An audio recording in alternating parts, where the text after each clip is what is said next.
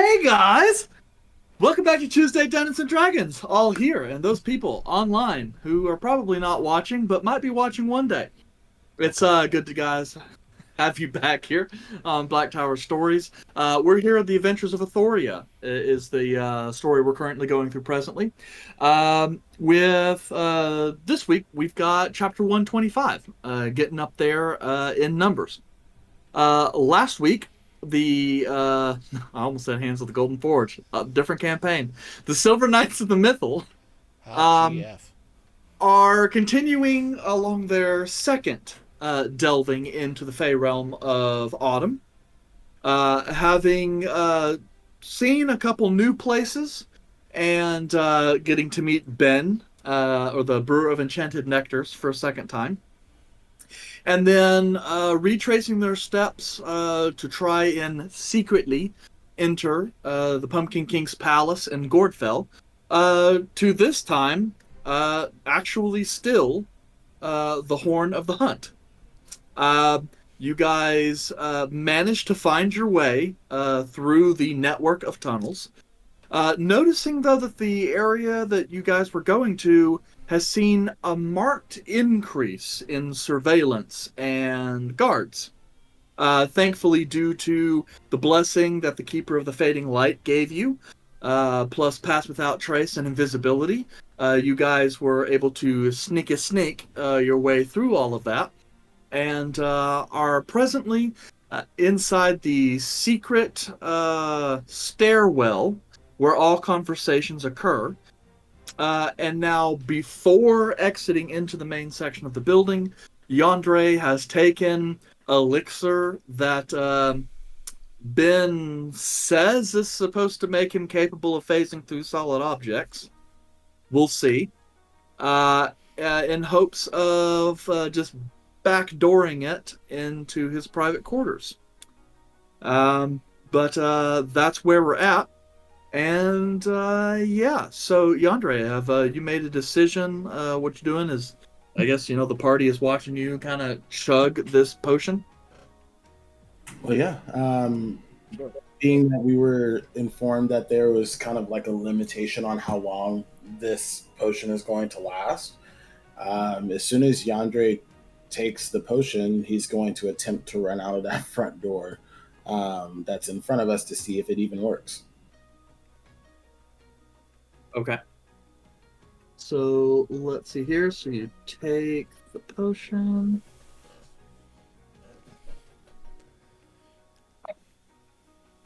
Okay, so that's good for you. Okay. I will make a note of the duration. And assuming that it does work, I'm just pointing out, DM, that I intend to just take the dash action every turn. So I will be moving at full speed. So you take the potion. You don't really feel as though anything changes, although you do become slightly aware of kind of a softening around your feet, almost as if the soles of your feet suddenly kind of got really spongy insoles in them. So you can feel just a little bit more flex. And as you reach out and touch the secret door that you know is present, your hand, it brushes up hard, but as you try to push further, you feel your hand slip through the door. Do I notice that everything on my person goes through the door as well, or is it just my hand goes through and my clothes are bunched up? Okay, and so you're going to, having this information, just go right through the door. You didn't answer my question. I will push my hand through the door. Do I notice that my clothes and my belongings go with me through the door, or is this something in which I'm noticing that my clothes are falling behind and it's just my physical body that is going through this door? If you take a moment to investigate, anything that you're wearing or seems to currently be on your person does phase through. Okay, great. Yeah, there's a little bit of drag, like as you kind of go through the door, like your backpack, you kind of feel like you have to pull it through the door a little bit, but it moves through. Okay. Kind of like trying to walk through Jello. Okay. Cool. So once I get to the other side of the door, do I notice anybody noticing me? Taking a quick surveillance. No obvious signs of anyone noticing you.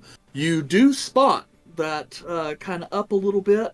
You're guessing it's that Fey presence that Volred mentioned.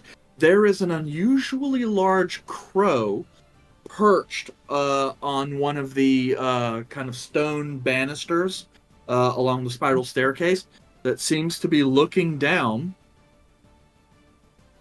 glancing, but hasn't seemed to notice you.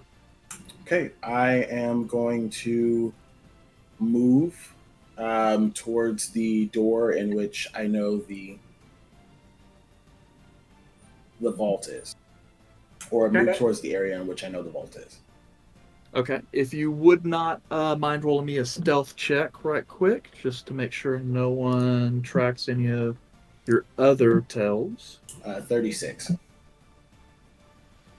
I don't even know that there's a point for me looking at this guy's bonus. Do they have a plus Nope. 16? I have a plus 22 to my stealth, so if there's 22! The downside is that means even if you roll a 1, you'll never get a 22 again. You're stuck at a 23. that's fair. The curse he lives with every day. I know. The campaign's over, guys. Sean's done. He wants a new game. Okay. Yes, you start making your way out into the hall, kind of reorienting yourself. You quickly move probably about 15, 20 feet down the hallway, and then you start touching. You see about another 15 feet. That looks to be the door to the Pumpkin King's entry. His solar, the one that's got the gaudy statue right there at the beginning. And if you're remembering correctly, right on the other side of this door should be the fake vault. Or it is a vault, it's just not the vault you want. Correct. So I would phase through the wall that's next to it, not the door, because I would assume there's probably, I don't know if there's an alarm or anything set on the door. So my intention is to go through the wall. Okay. Okay. Just making sure it's people posting on the Stream HQ. That was Kate. Right. Yeah, it's just when people post on Stream HQ, I assume that means there's actually something that we need to look at. But not this case. All right, so as you place your hands and go just kind of this side of the door, you're pushing, you phase through the wall, seems to be a pretty thick wall, and then you come out bisected by a table, and they go, okay. Step in a little bit closer, and you stand in the middle of a very familiar, like 20 by 25 foot room, just kind of lined with a bunch of general kinds of gear, gemstones, gold, things of that nature, other trinkets that would make a perfectly adequate vault. You can see the interior kind of cutout that is a secret door which enters out into the Pumpkin King's bathroom and then his room beyond. But just taking a quick moment, you see that there are now some scrying sensors, at least from what you can tell, based on the short kind of crash course that Caleb gave you. Nothing seems to go off, and the runes remain relatively dim. I'm not going to spend any time trying to watch or look around for that specific stuff. I'm going to try to get to the other side of the wall.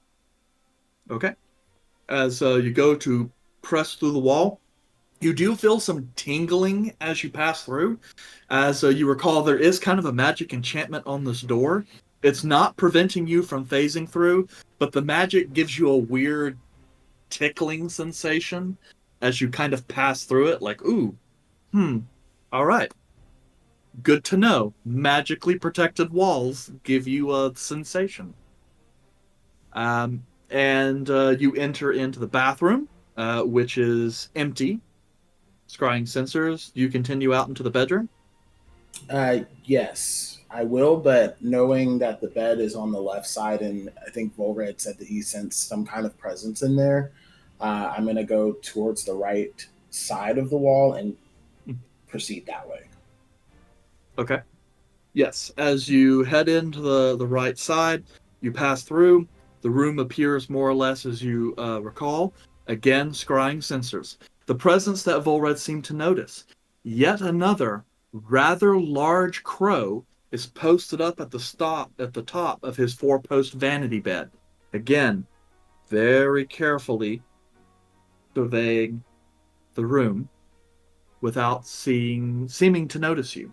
Opposite of the bed, of course, you see the large uh, motif decorated in gilded gold and gemstones. The Throne of Falling Leaves, which you happen to know is actually a secret door to the true vault that you're trying to access to. Um, Heading that way? Yes. Okay. As you kind of make your way halfway towards the door, you see that the kind of small, kind of bifold doors that lead out into the actual solar lounge area, the living room, I guess you could say, and study, are kind of slightly ajar, and you kind of pause briefly as you see a shadow cut through the light. And then as you pause a moment, you hear voices. One very familiar voice. I do not care what it is you say.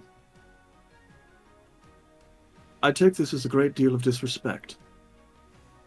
Her Majesty has forsaken any communication that I have given her. She cannot tell me why she now refuses to answer to my summons. She has the object in her possession, and I want it back. I need it for what is to come. Another voice you don't quite recognize. Well, actually, you do, because you were here last time, or not you. Volred would have recognized it, but Well, so Caleb and I were both in the room, the ones that were in the room before. So I yeah. don't So know. the first voice you immediately recognize as the Pumpkin King. The second voice you don't recognize, but I was saying Volred would have recognized it because he technically had a vision where this dude was in it. And so this voice goes, I can only speak on behalf of my master. The mistress has not told me why she has refused to answer any of my calls. I can only assure you that the head is quite safe and may well be returned to you as soon as she is able. The voice continues on. And why did your mistress choose now, of all times, to keep my prize from me? After all, I have only just now managed to locate the brewer, and now that my men have managed to collect him, they take him even now to the throne. But I need the head. Well, for what I desire, the head would be best. Desire, but not required. That is another thing, my lord. Why put so much emphasis on the brewer? He is a lesser archfey. A dabbler, nothing of any import. Foolish. You may be from the Winter Court, so you know nothing. While it is true the brewer is one of the weakest of the archfey here in Autumn, it does not mean he is without his skills. The Sovereign has blessed him with an ability to, well, let us say that he needs only touch a material to understand all of its possibilities. He can look at an ingredient, a flower, a piece of wood, and instantly know 1,000 different ways of which it could be put to use. His ingenuity allows him to create, really, a potion for anything that he desires, and it is that skill that I require. Ah, yes, I see. So you wish to do something with the head? Careful. My plans are my own. Mab has no right to them. But even if she chooses not to give me the head, it is of no consequence truly. I control the hunt, and the hunt gives me what I most require. Now, My men will take the horn, and we will travel to the throne and begin our rituals. As soon as I hear By him say, "My men will take the horn," I'm gonna book it to the save. Okay, if you wouldn't mind rolling me another stealth check. And as you're kind of moving away, you hear him go, "Come hell or high water, by dawn, Autumn will have a new sovereign." 42. Well, I mean, doesn't matter when I roll a 20 on the die because this bonus isn't high enough. There's a brief moment as you're kind of heading that way where there's silence, and as you're kind of going through and starting trying to phase yourself through the wall, you hear a voice go, "Sir, are you okay?" No, sorry, I thought I sensed something. Never mind. Shall we pass through the door? Now you enter into this familiar octagonal room lined with gaudy tapestries and all kinds of bizarre different objects. But what you see before you is the object you've come. On a large octagonal table, in the center, a pedestal lifting high, a single large piece of black goat's horn with silver banding, with a whole bunch of different cavalry men slowly crawling down from the mouthpiece until the jagged opening at the end, the horn of the hunt. Okay, is the horn just out in the open? Yes, he's got it just like last time. He's got it sat up on a pedestal. Like when you walk in, this is the figure piece. Okay. He's showing it off to all the people he doesn't take into his vault. It's like an altar.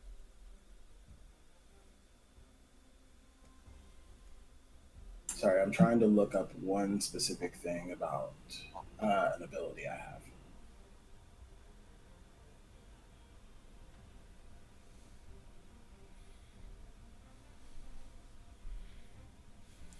But I will approach. I will approach the horn. As you do, you can kind of feel your heart beating a little bit, and that energy that you've tried to stay away from. That energy that comes from the twilight. You start feeling it drawing towards you, as if that part of you, that vestige that Sarunos has blessed you with, is kind of resonating with the horn ever so slightly.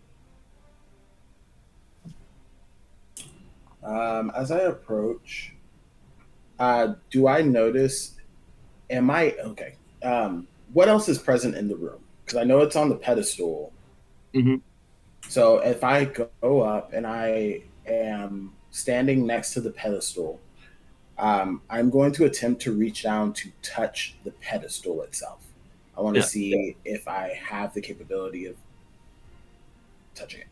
Yeah, so just to be clear here, octagonal room on 7 faces except for the face that you entered in on that holds the door.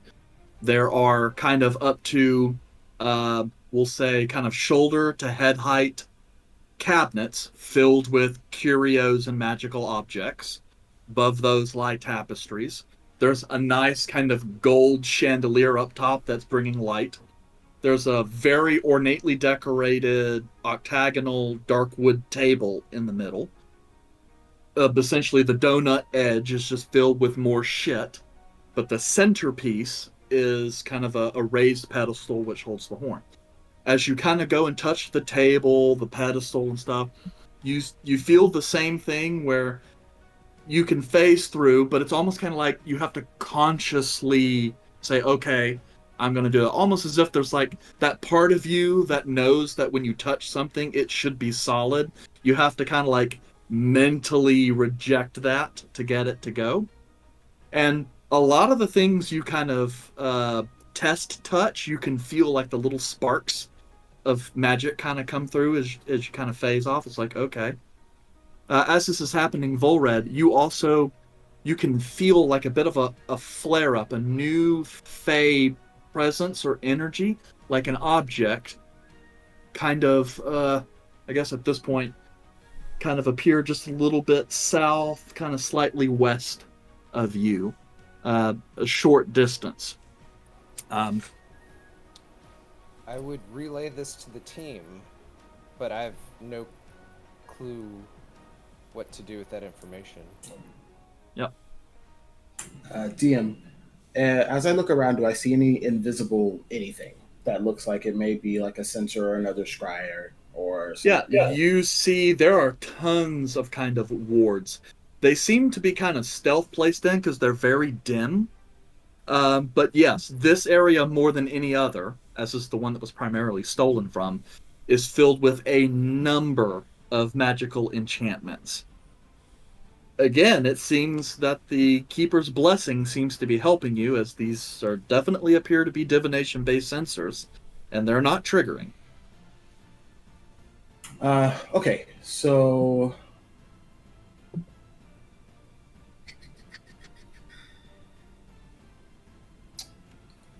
what I intend to do is I'm going to take my bag of holding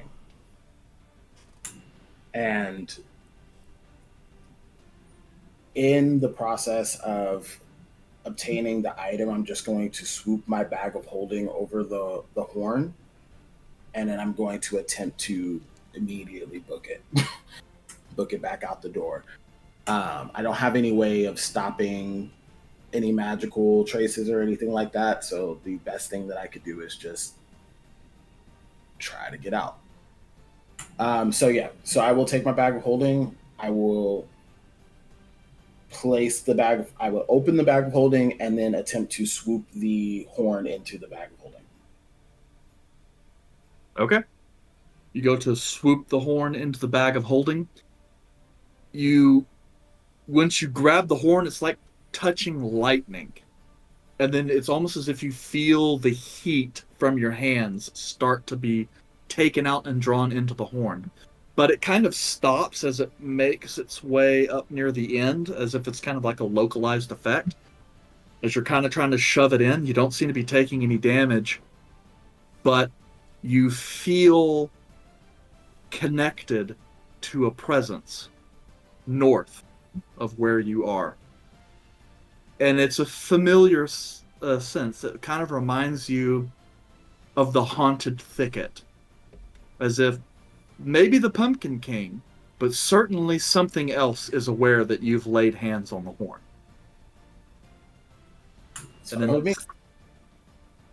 And then without even waiting for sounds or anything, I'm turning and I'm leaving.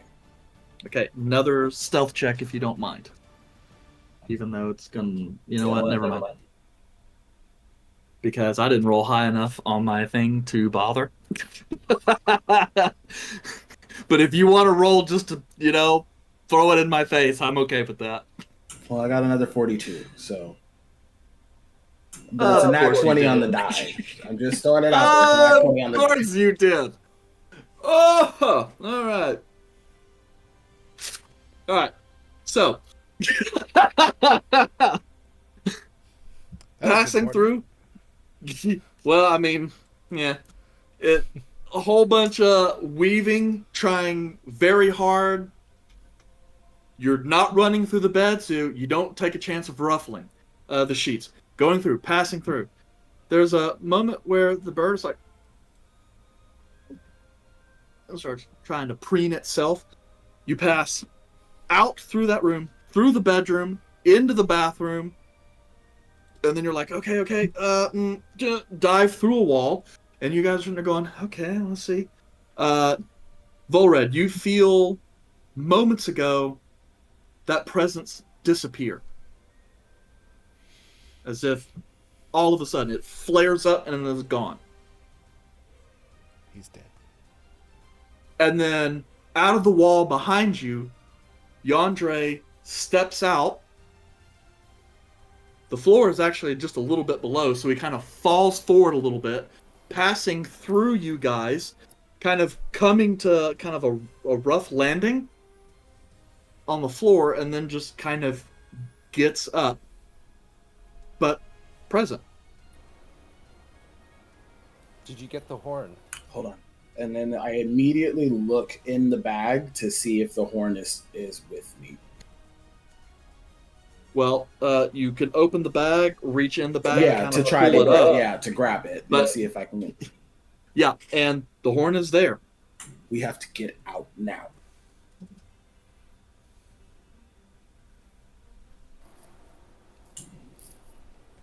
All right, everybody touch hands.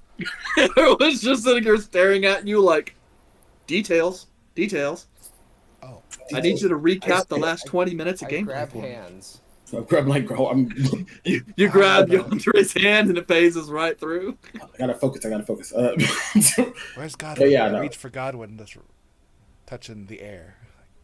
Yeah, Goblin's looking around. We all see in the dark here. We're fine. Just get us out. Visible. Oh, I'm the only person Oh. that can see everybody. should I be teleporting somewhere? Yes. Back to my shop then? Sure. Okay. And he quickly, hastily pulls out the tuning fork.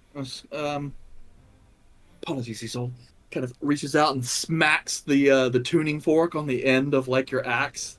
You feel the vibrations go, and then the floor falls out between you. Not for the first time, Yandere. He's aware of that sensation. And then, let's see here. Okay.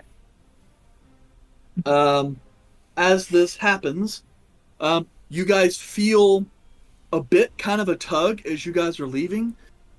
Calum, it's almost the sensation to you is almost when you're trying to teleport through a space that is supposed to have some kind of warding against it.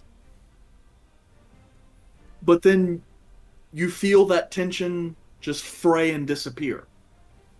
And then you guys continue your quick, instantaneous teleportation across time and space. Landing mostly, for the most part, well, in Godwin's shop. And let's see here, just to... And it's on fire. And I need someone to roll me a d20. Oh, that's right. I will also need a save from I'm you. excited. Can I do a save? What was this? Wisdom or charisma? Let's see here. It is wisdom save. DC 10. All right.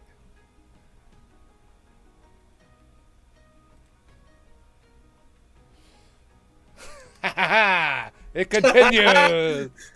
Oh, Yeah, Zol forgot even again. with Telmac's it's bonus. DC 10.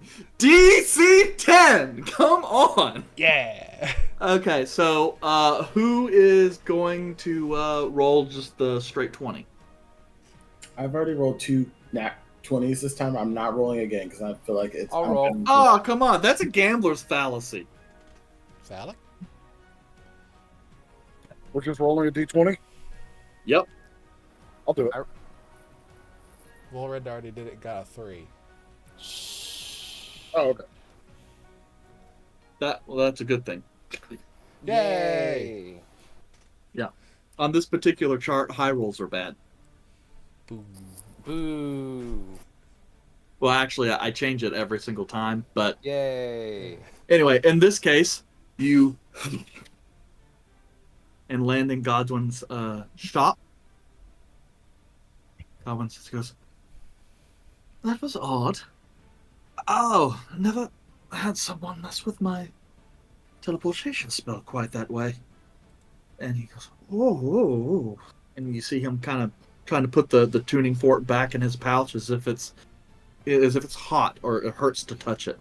He goes, "Ooh, that needs to cool down just a little bit." What do you think they did? My neck hurts. As you guys begin having this conversation,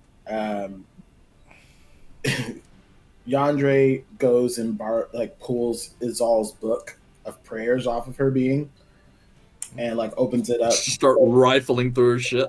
Yeah, essentially. I took notes on it, but I don't have it all the way through. I'm gonna start casting Hollow on the ground in Godwin's place. Yeah, there's we've not. I'm not entirely sure, Caleb. It almost kind of feels as though Oh, we ran up. I didn't realize that Hollow takes 24 hours to cast. I'm not doing that. Yeah, Hallow. Yeah, Yeah, because it's a sanct. You're sanctifying a place. yeah, I'm not doing that. Yeah, lots of little sub rituals involved there. Looking and seeing what Yonder was trying to do, Caleb will. Yeah, like Yandre's pulling everything out, and then he's like gonna quickly skim the ritual, and goes. That always goes well. He just keeps flipping pages, going, "Oh my god, how long is this thing?" Seeing what he was attempting to do, Caleb will ask Godwin, "Have you put a sanctum ward in this area?" Well, yes. Though I would ask if anyone did, if you were ever, I don't know, called to testify to that in court, I would appreciate you lying. Because, strictly speaking, that's a violation of my lease to do so. You're like right underneath the Adventurers Guild. So you have the like sanctity thing. Yes. Great. Yandre pulls out Well, the not horn. Hallow, but no one is capable of entering this space without my express permission. Even an archfey? I guess we'll find out. Yandre blows the horn. Hey, where'd you get that? Are you? Oh my god! Wait, So, what? Okay. Hit again. Ah, shit. Did we go already? No. Yeah, and he's all like, for S&Gs, Yandre, would you mind rolling me a performance with your proficiency in horns? Which you don't have? Don't. It's fine. It's a 17. That's a solid one. Okay, yep. And then there's that brief moment where it's like, all right, we're just going to give it a shot. And you give a good, loud horn blow. Though it's kind of odd. It starts off really strong, and then it's almost kind of like it's got that kind of chorus or reverb effect that just kind of echoes out. And then even though it's loud, it's almost as if the sound becomes something that you hear, but is no longer making sound waves in the prime material. As if they're kind of echoing out a bunch of different places. As that happens, kind of turns around and Godwin's like, "What did you do? I mean, I think we could have probably prepared just a little bit more. And did I mention my lease? I'm fairly certain summoning angry archfays is a definite violation. I Godwin. have so many expensive things here." Godwin. The time is different in the Fae than it is here. Any more seconds that I would have wasted could have been weeks in the Fae, and I don't have that luxury. That's true. You guys have absolutely no idea how long you guys have waited. He goes, "Oh, we're going to get arrested.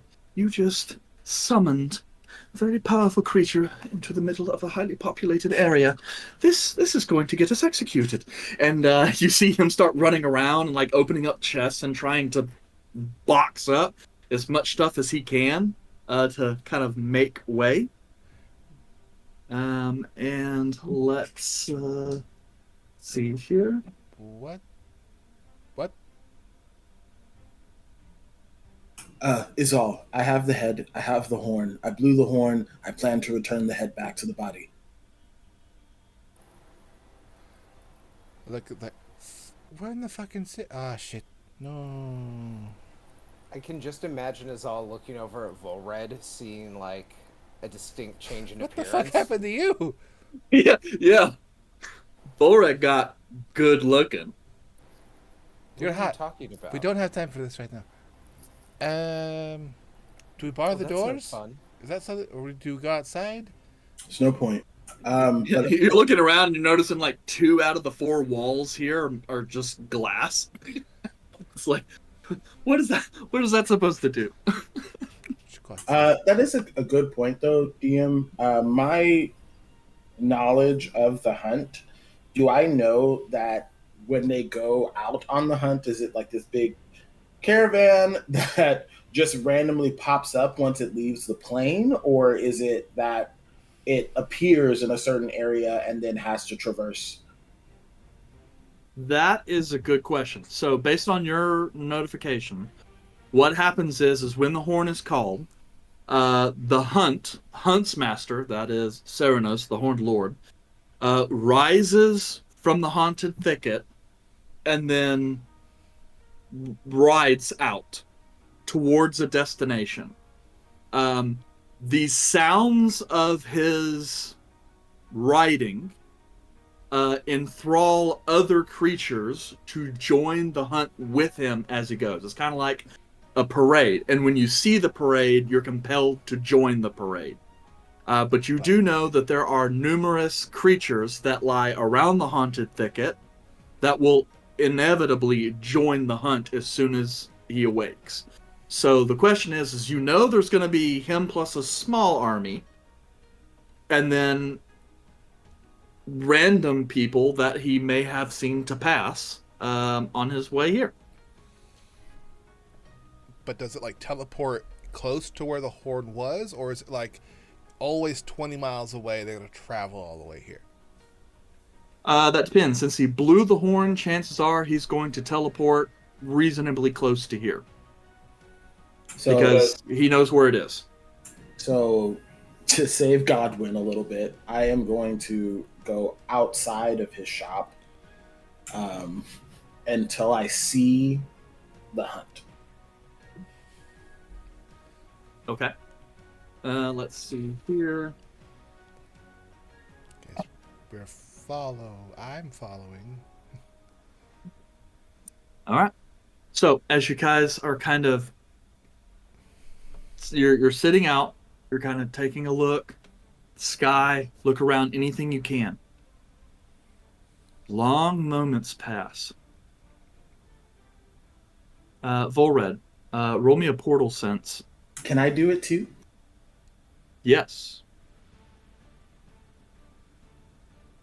I got 13 on that one. I got a 15.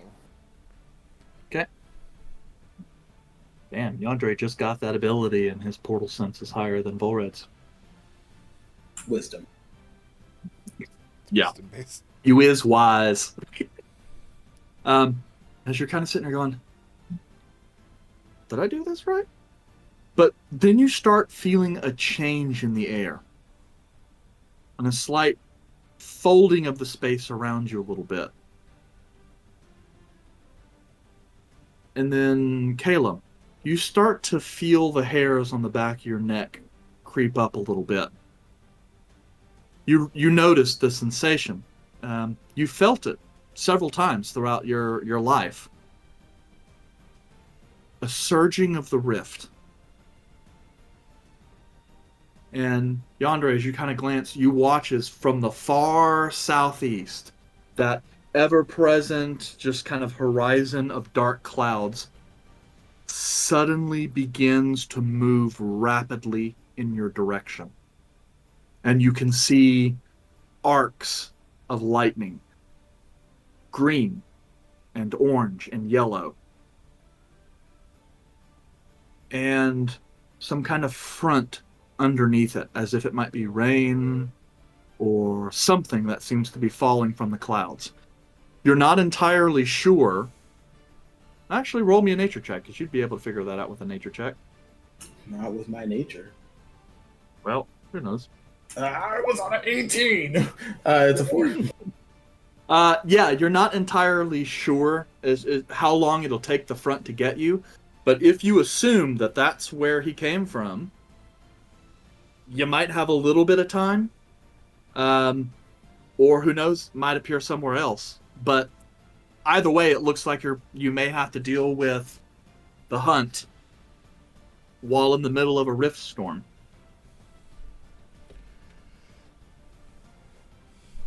Sure, love that.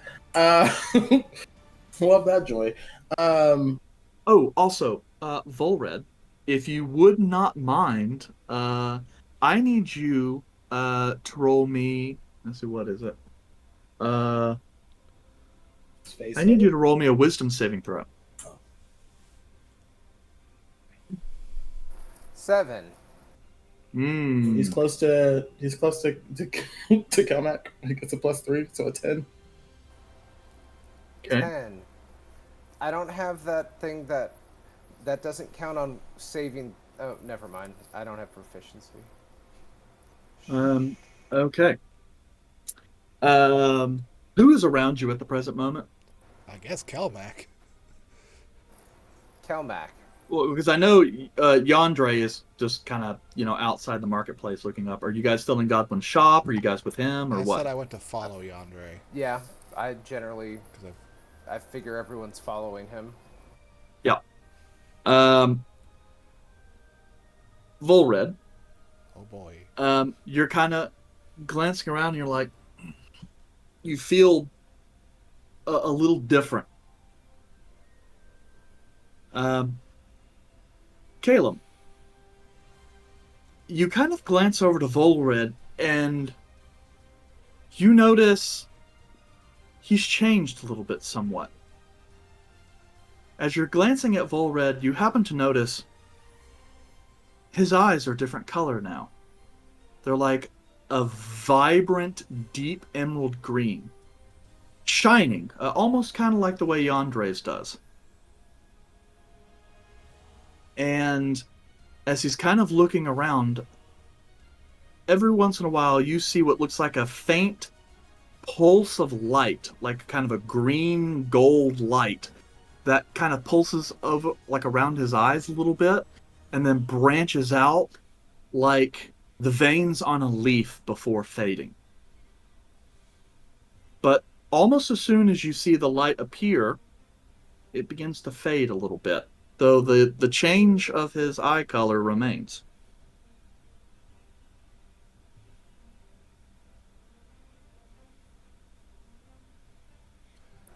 So, Do, do like, do I feel like very different? Like, what's?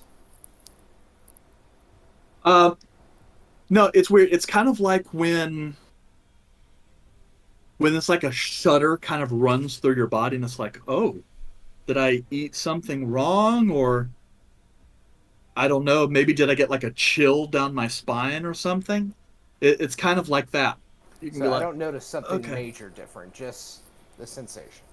Yeah, there's Okay. like a weird sensation that you're like, ooh, okay. Hmm. Maybe it's the storm coming. Who knows?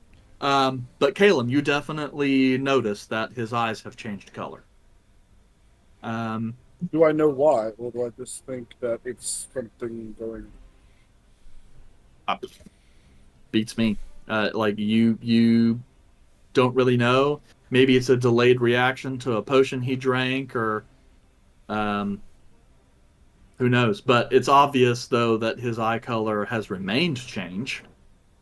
Um, the weird leaf energy thing, you don't know anything about that, but Okay, the eyes definitely. all right. So it's something I'll keep an eye on as my character. Okay. So, let's see. So it looks like you guys might have, or at least you assume you might have a little bit of time before the wild hunt shows up. Is there any kind of preparation that you guys want to try and make beforehand?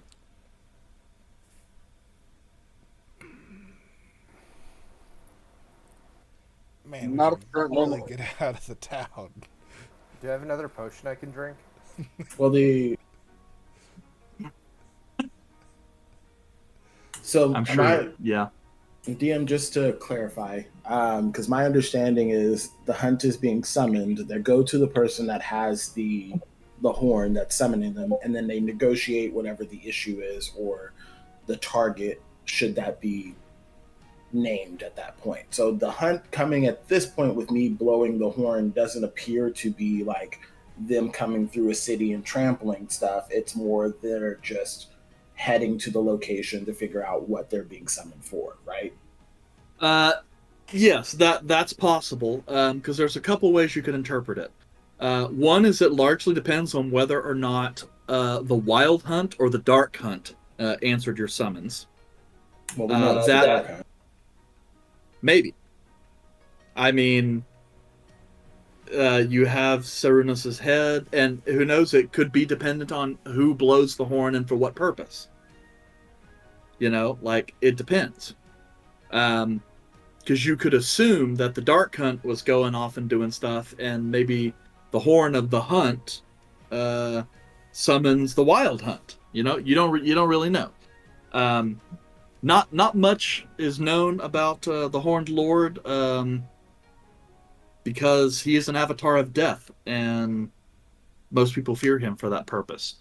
But you do know that if it's the Dark Hunt, it'll probably devolve into combat very quickly. You're not entirely sure, in either case, you're not entirely sure how Cernunnos's body will react with the horn and the head in close proximity. Because remember, without his head, the Horned Lord is somewhat. Let's just say he's not thinking of things rationally. And you are not an Archfey, so who can say how much power and control you'll have over him when he arrives?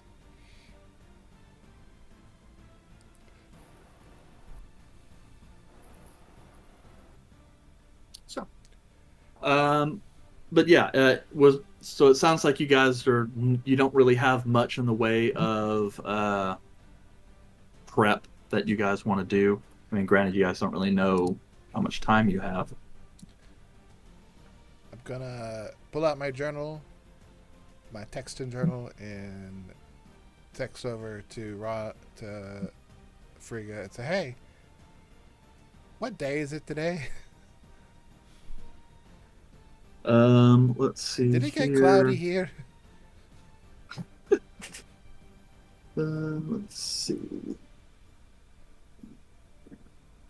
And if we left his shop, we had to go back upstairs, so we're like right up front of the adventure skills. Yeah. I was trying to see whether or not, because according to my notes, this is that time in fall was you guys are departing the same day that you guys checked in on the summer tourney, right? You guys slept, got essentially your res sickness done, and then departed the next day, right? Yep. In the morning. So yeah, so by lunch you guys were gone.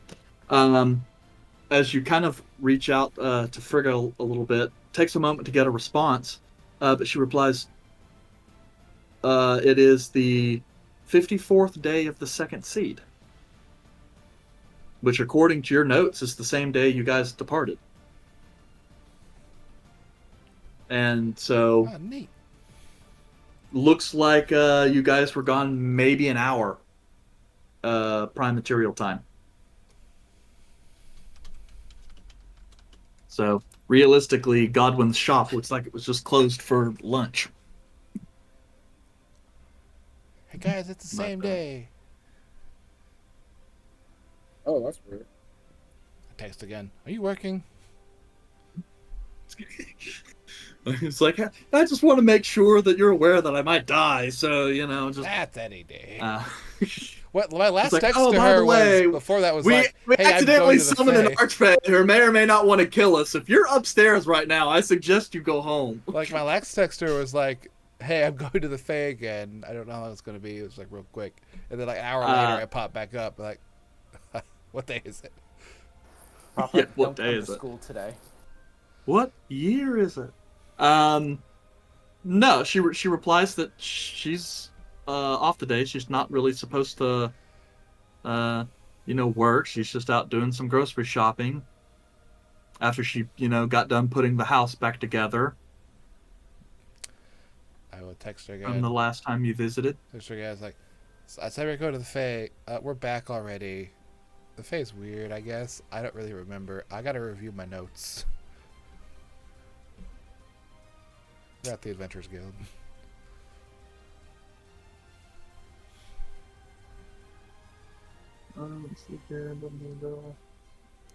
As I review my notes, like, we went into a submarine. Ah, lucky me. Oh, that's true. You wrote notes this time. Yeah. What's this about a store that's constantly moving? That seems inconvenient. DeAndre is just waiting. Is it getting Oh. cloudy? Like,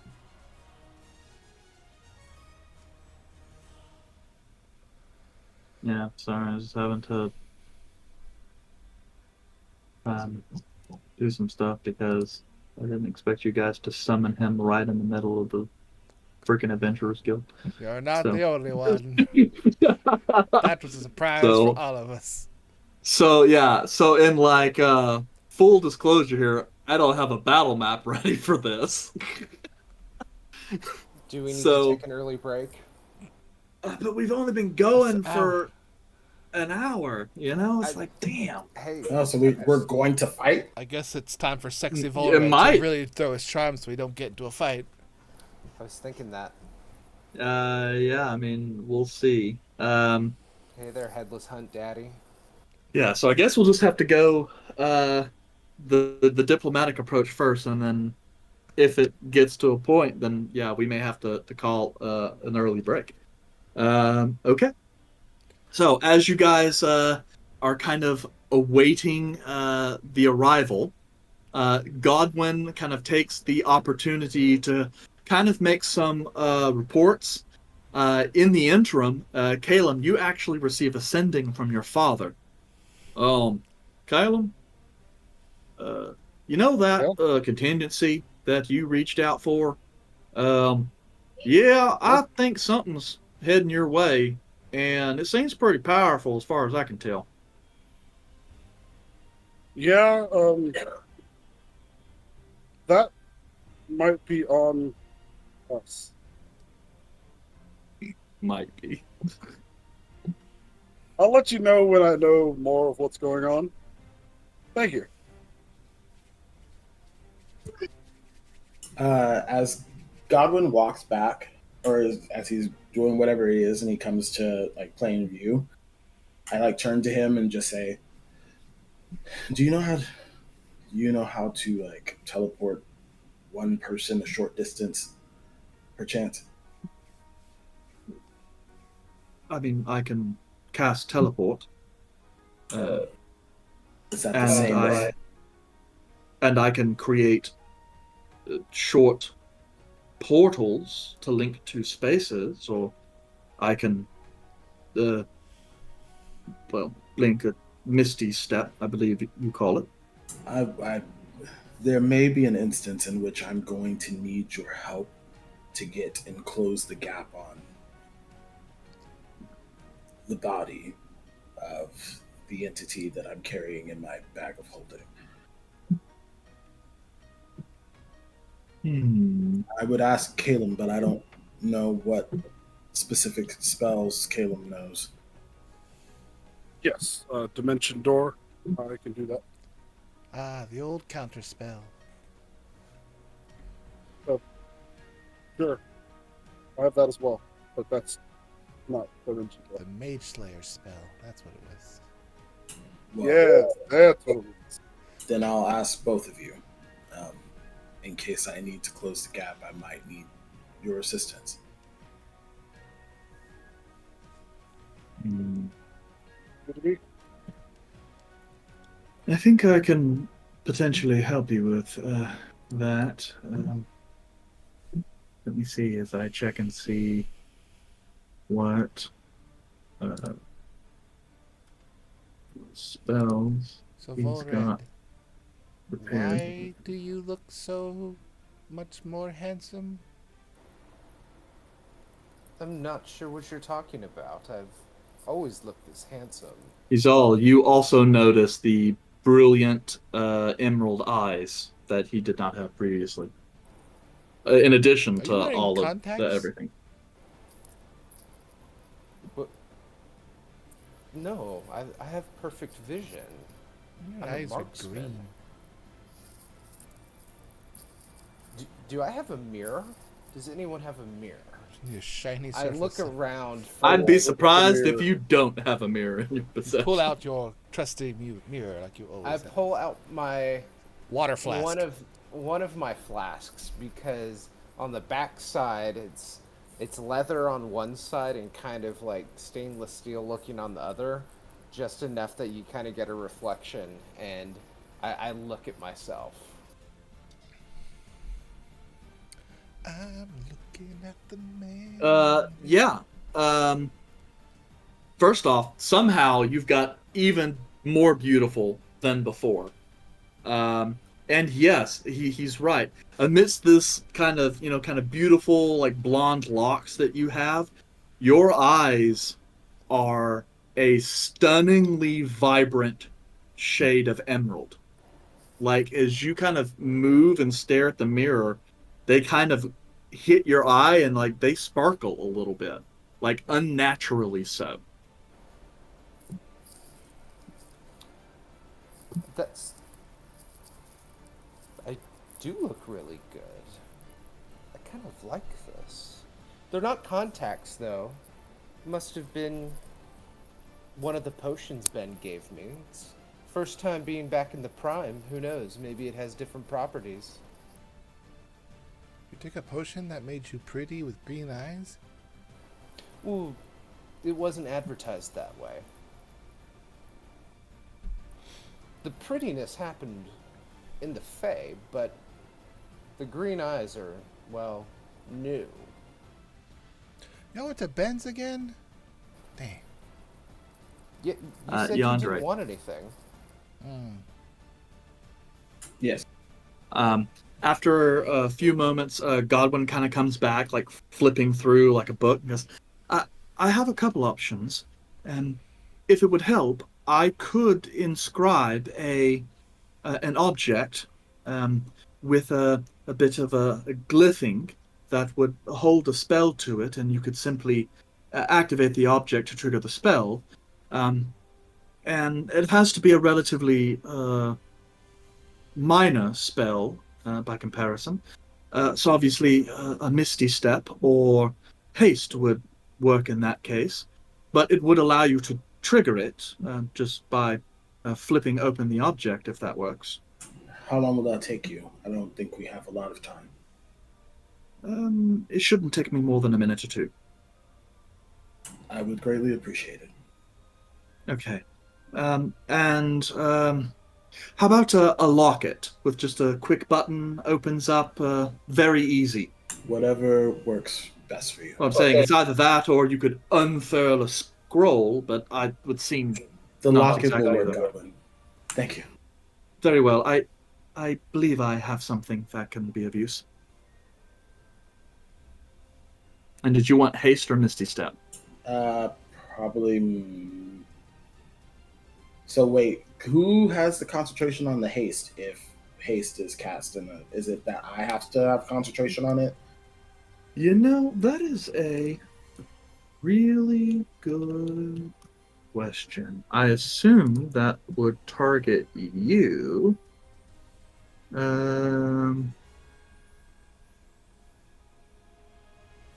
Yeah, it targets the creature that triggered the glyph, so it would be you.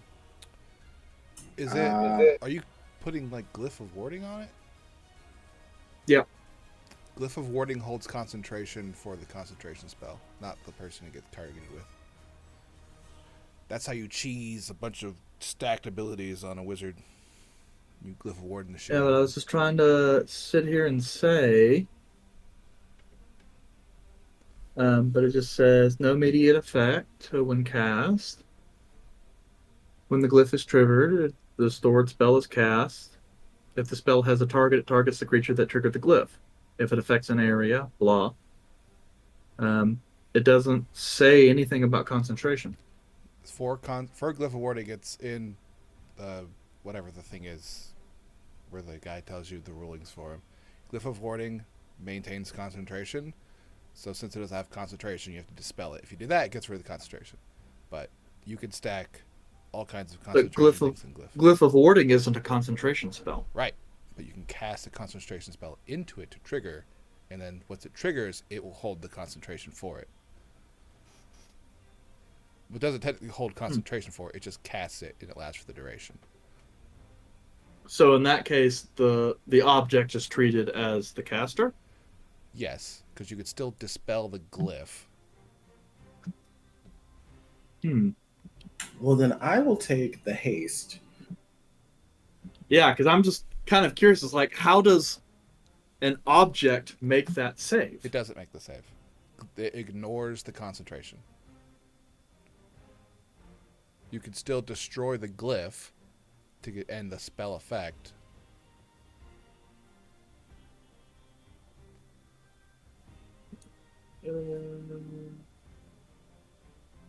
Alright, this is the combo I did with Taborn. When you all attacked him in his little area, he triggered a bunch of glyphs and he had like haste and fly and a bunch of other shit on him. Okay, yeah, I was just trying to see because Jeremy Crawford just says yes, you can use it, but okay. Well, we'll assume that's the case then, because I would also say you can't put Glyph of Warding on an object that's carried around.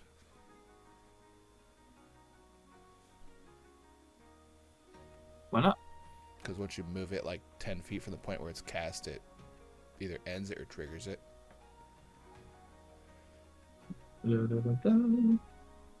Which would mean I would drop as soon as I moved away. Well, it would cast the moment you moved away. Like if you cast it right now, the moment you walked away, it would trigger the glyph or destroy the glyph.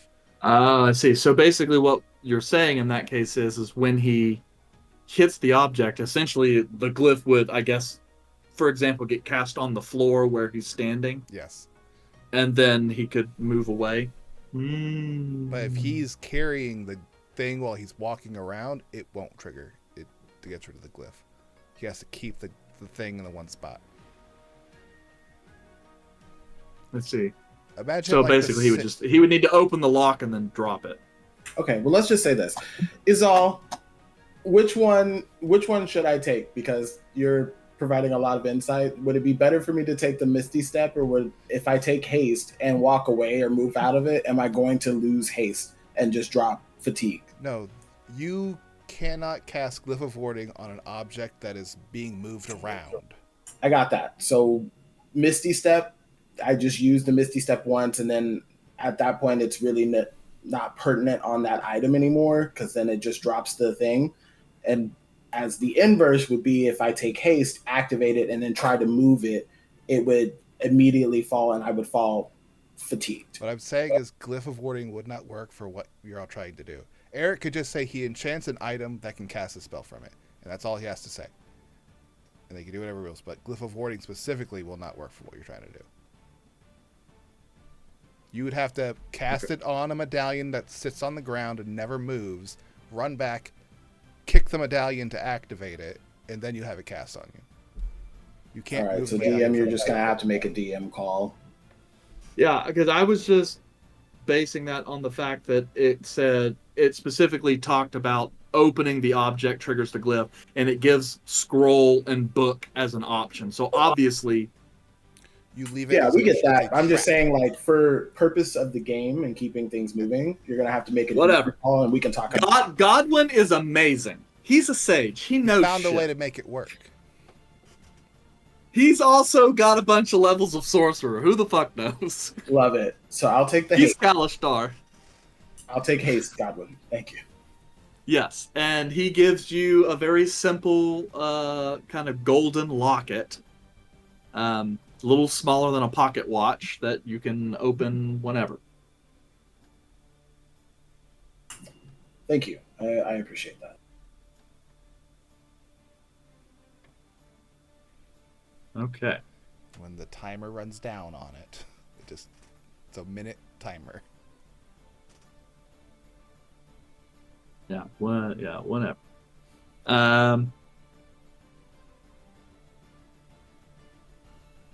Okay. What is going on?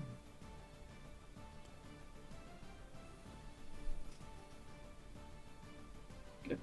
Roll 20 made some changes, so that's really weird. Okay. So as the kind of dark line of cloud continues over, you can see the lightning kind of reach out a little more. The temperature begins to drop. Not freezing cold, but an autumn wind is definitely blowing. And you watch as the front kind of seems to stop, halt a few miles away from the city. And you can watch as kind of descending from the clouds is this long, from this distance, looks like some kind of a writhing serpent like object. But as it draws kind of closer, it hits the ground and starts running along the water. You can see it as a train of horsemen making their way towards the city. As it happens, bells from the garrison in the city start to ring, even here at the Adventurers Guild. And it seems all at once the city is on high alert.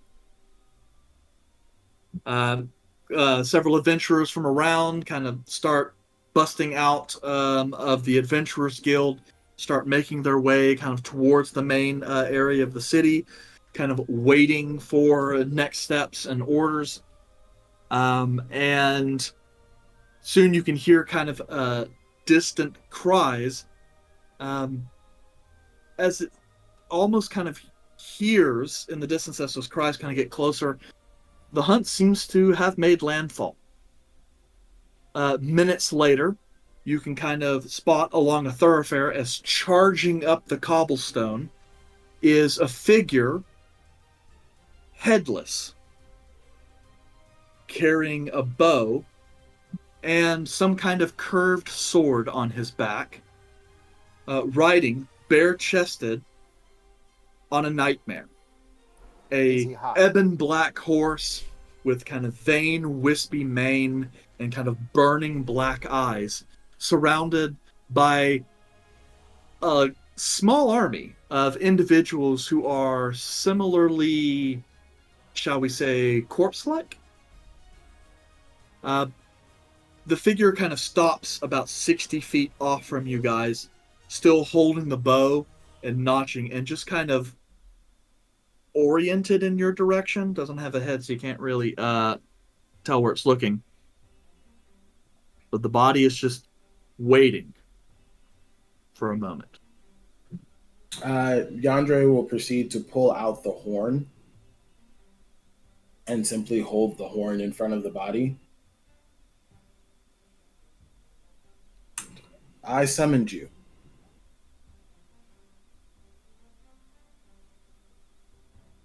And I'll wait for a response.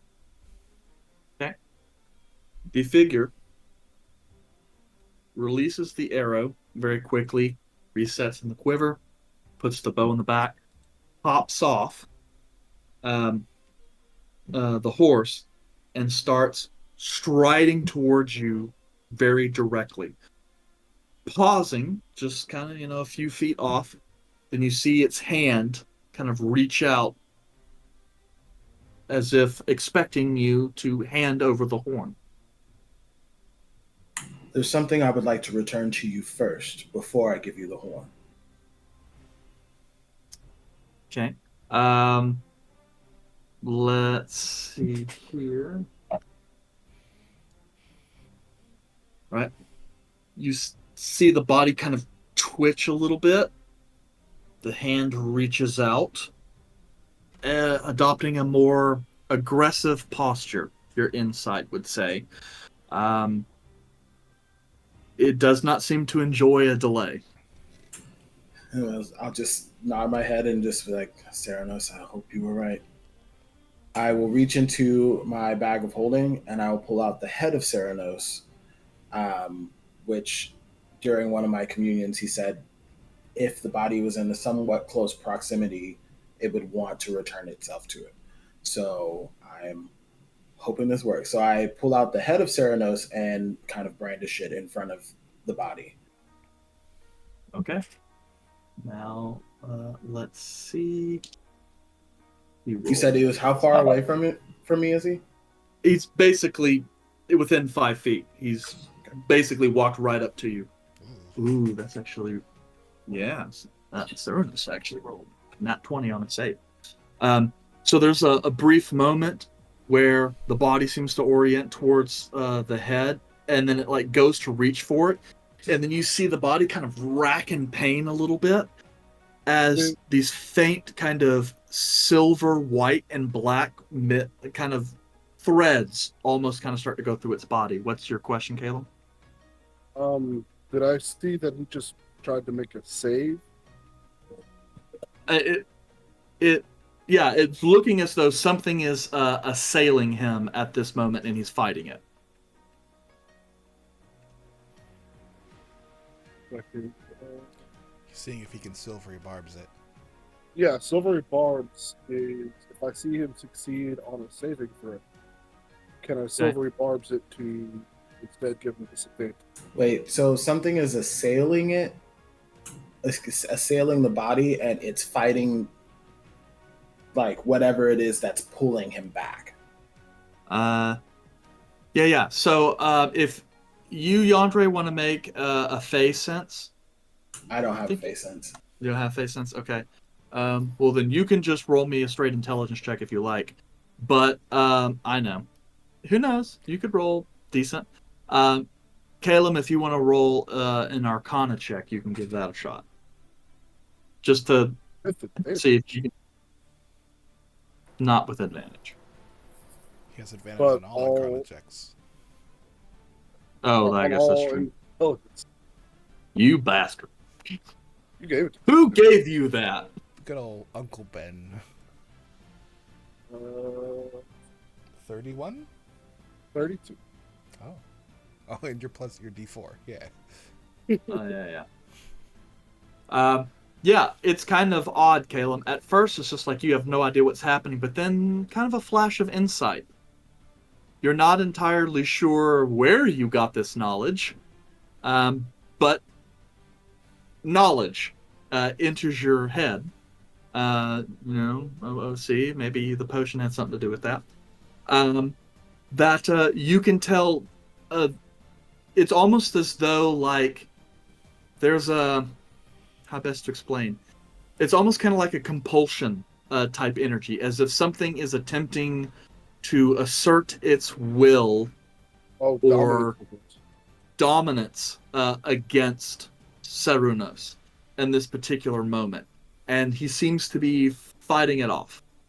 Do I feel like it's the head or an outside force? As far as you can tell, it's an outside force for sure. The threads are there. You get the sense that there's maybe some kind of a spell or curse or some effect that's on him that's triggering at this particular moment. Okay, and is he aggressive towards the head? Well, I mean that all of that is kind of dependent on the result of the check, but he definitely looks like something's affecting it right now. Okay, you're just you go to cast it. Like, it, and I go to cast it, and I think better of it in case it's something. You're going to trust the process. Something crazy. Yes. Okay. Then you guys are kind of watching as Cernunnos is kind of fighting against it. The threads seem to be growing a little thicker, and now they're trying to burrow into his body, as if to physically stop him as he starts trying to reach out towards the head. Let's see, he'll make this. Do I see any ethereal things doing anything? Other than Reggie being cool. Yeah, Reggie being cool. Yeah, I mean, you guys would probably notice that it's almost kind of like this kind of black ethereal crown has kind of come along his head, and it's kind of wrapped in some kind of dark, shadowy cloak. Well, he doesn't have a head, so it's a crown over an empty space. Yes, where the crown would be. That's super cool. Y'all should see this. And you could tell that the items there definitely appear to be some physical manifestation of a spell. you've seen it happen before, like Crown of Madness or, Dominate. even Sacred Weapon. Call out to him and just say, if you want me to return the head, bow and I will place it upon your body.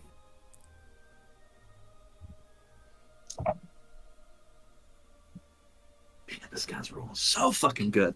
Sucks. I'm not using these in combat because, like, I haven't rolled under a 14 yet. This would have been so awesome. Okay. So with that, he actually is going and then reaches out with a quick surge to grasp a section of the horn of his head. You pull it, like yanking it out of your hand, and then like start trying to fight to reorient the head. And then you watch as he's like slowly trying to set the head back on his body. Pieces of flesh and tendon from the severed area start to kind of reach out for each other to reattach. Can I face step on his shoulders and help push it down? Sure, if you want. I'm gonna attempt to do that. Like I'm gonna face step behind him and attempt to like push the head back. Fine, easy enough. Yeah, and you're kind of sitting there, and she's like trying to push it down, and you can go in. You're like, okay, all right, let's add some extra stuff to this. Let's see here. Would you mind rolling me a Constitution saving throw, Yandere? As these threads are now kind of turning, and looks like they're trying to attack you. We believe. Nope, not that. It's a 10. It's a 10. I'll take the attack. Okay. I gotta save Theranos. Take 87 that's 11 points of necrotic damage. Love it. Okay. Yep. You're pushing down. And then as the head starts to look like it's reattaching, those of you around the front can see Ceranos' jaw kind of like start to open as if he's regaining some control. The eyes kind of flit open, and you watch this kind of sickly, kind of green energy light up and kind of pour out a little bit. It looks like and DM, did you have a question? Well, no. I'll let you finish. But once you're done, I have something I would like to do. Okay. And then, all at once, with your help, Yandere, the head finally seats, and then Ceranos' body spasms as all at once it's like neurons and nerves are firing all throughout his body, realigning, and he's kind of killing over as if in relatively unique pain. Or, yeah, I said unique, intense pain. Kind of like when your foot's been asleep for a while and you start getting like the nerves going again and it just feels like your leg's on fire. It's kind of that, as his whole body seems to be kind of readjusting. Do I have any sense of like, is my face sense going wild here? Like, is there anything notable? Looks like Darude's sandstorm. Yeah, with your face sense. Yes, it feels odd. Yeah, sorry, repeat the last part. My computer decided to go off. Okay. Yeah, it feels odd. It's almost kind of like when you got two magnets that are getting closer to one another, you start to get that feedback loop. And it's almost kind of weird. It's almost like as they're getting closer, you get that feedback loop, but it's also like static electricity is almost kind of getting pulled in. Almost like an empty vessel that gets opened and a whole bunch of air begins to rush into it. It's just that weird thing where it's like, okay, all right. Almost as if like you're aware that this guy is all of a sudden about to become very powerful. And then as it happens, you see Ceranos start to kind of fall down to his knees. And he's trying to grasp at these vines, and he starts kind of grabbing them, ripping them out. Like piercings or things all along his body. He's just grabbing a whole hog and just kind of starts ripping them out, pulling flesh with it. As it happens, you kind of start to see the flesh knit a little bit, though. And he's like, and as he's like pulling things, finally, after a few moments, you see the threads just kind of hit the ground and then start to wither. And as he kind of stands, he takes his foot and just kind of brings it down on the piece of crown object that you saw, Izal, fade into smoke. And then Ceranos stands there, one piece, color starting to return to his skin, bloodied, a little gored, but apparently getting his mental faculties back as his eyes kind of open to see this kind of brilliant emerald color, not unlike what you've seen on Volred's face and his kind of large set, stag antlers. He's just kind of going and starts kind of taking in the world.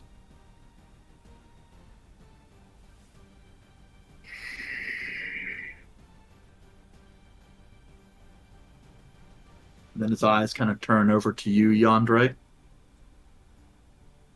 Reaches out the hand again, this time much more gently.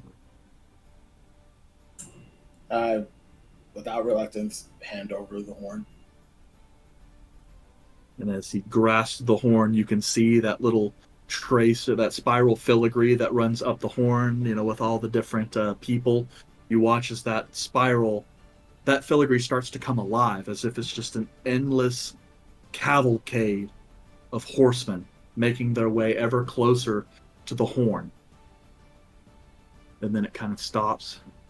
You see light flash in his eyes again. Caleb, you see a very familiar kind of leaf pattern underneath the skin.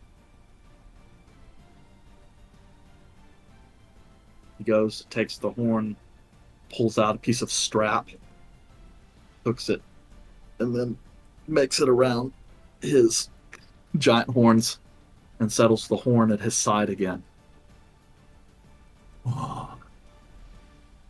The leaf pattern, is that the same one that I just recently saw?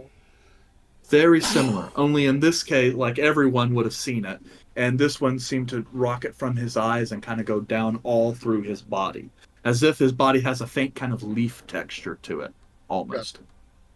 Yeah. It has been an age and a day since I have woken from that dream.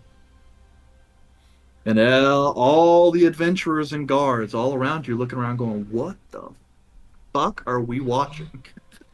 Oh, it's just that weird group again, summoning deities. Yeah, and it's just like, these guys? Again?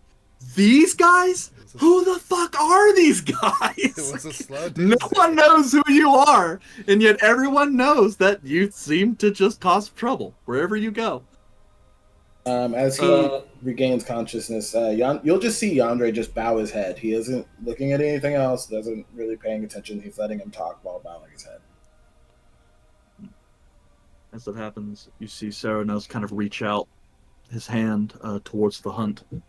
Brothers, the hunt is concluded. Return. I shall call on you soon enough when we return home. As that happens, you just kind of watch the entire retinue just kind of fade into dust. Oh man, they're just pissed off. I go back to the forest. Yeah, that one guy who's sitting there who got caught up was like, wait, what? He lives shit, here. The capital. He's by the docks. He's got to walk back he's just home. going, what the fuck just happened? Why do I have saddle sores? I don't even ride a horse. Yeah. And then Ceranos is just kind of looking over your group. Eyes finally resting on Yandere. You. I know you. Yes, Lord Ceranos. You've beckoned me with the task of returning your head to your body once it was severed. I see. My herald. Hmm. It is good to know some part of me survived that nightmare. Hmm. Tell me of the Pumpkin King. He still sits upon the throne of fallen leaves. He's currently seeking the help of Ben, apologies, the brewer of enchanted nectars, to ascertain additional power. Hmm. No simple baron can claim the throne. Only one of the greater archfey can do that. And I have ensured for many ages that none would take that throne. He seeks to challenge that power, sir. Hmm. So it would seem he perhaps has found a way to become an archfey. I suppose if anyone can do it, the brewer might.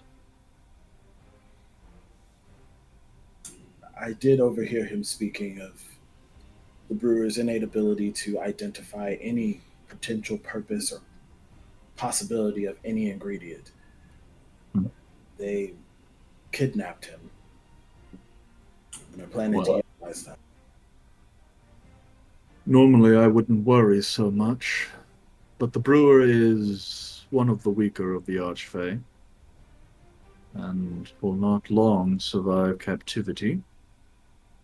Even if the Pumpkin King does not get what he wants in the end, that does not mean that the brewer cannot be used to dangerous effect. Well, it would seem that I need to pay a little visit to this Pumpkin King. You said he is at the throne? Last I saw him, he was at his own residence, um, but I believe that he was headed to the throne. So, Hmm. Well, I allowed that little shit to trap me once. I will not allow this to happen a second time. Next time I go, I shall go with the hunt, and it will be his head on a spike. And he kind of goes to kind of start walking away from you guys, um, slowly, not as if he's in any real hurry. How long ago did you say it was that you saw the Pumpkin King? time is relatively difficult here, but it would have been less than an hour here in the Prime, at least. The warpage of time between the Prime material and the Feywild is nothing to an archfey such as myself. I shall deal with him in short order. No hurry. Now, what else? Is the Pumpkin King my only adversary, or has he gained followers? There are some followers, but I don't believe be of any concern, with the exception of Queen Maeve. She has always sought to stick her hands in autumn. She's been around so long, boredom is a common trait with her. And when she gets bored, she is most dangerous. Very well. I shall have to pay her a visit as I can feel a bit unsavory.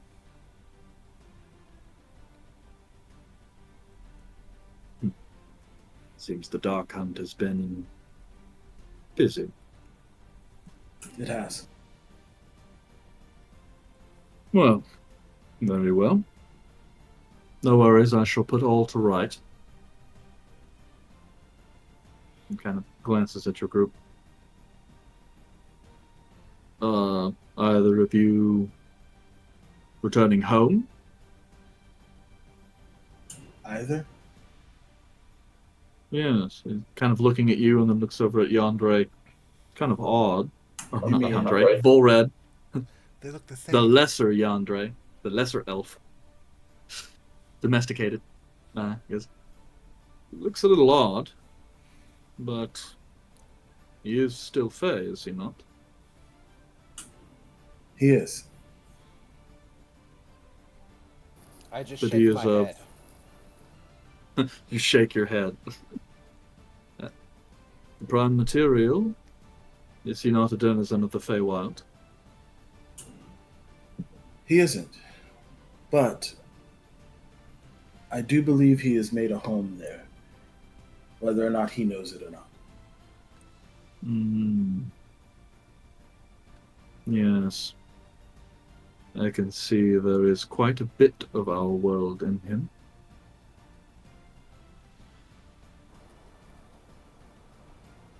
Well, Well, Lord Cernos, he kind of stops and looks back over. I realize I am an archfey, and you did certainly help me. But remember, it is always best not to use names so cavalierly. my apologies. The last time I was able to commune with you, you advised to use that name. Lord of the Hunt. The There is a particular sensation in me that would like to see the Pumpkin King fall.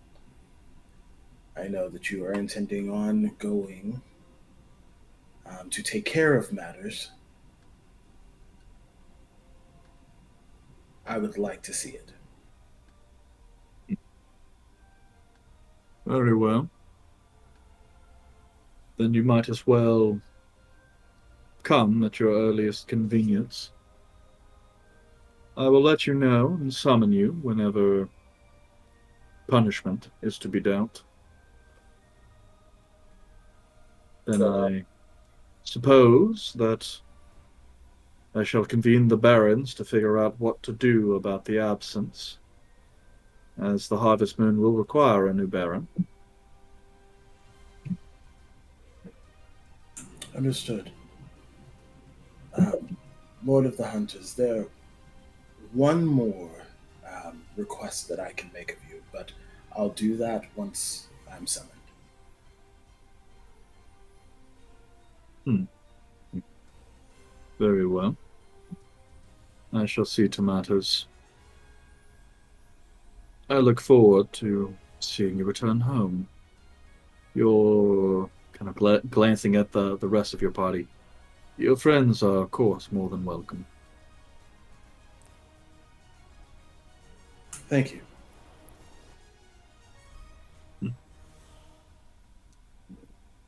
And with that, you see him kind of gesture, and that nightmare he was riding starts moving closer. But you see the kind of shadows start to fade a little bit from the horse, and some pieces of it near the front start to reform into horns before dissipating.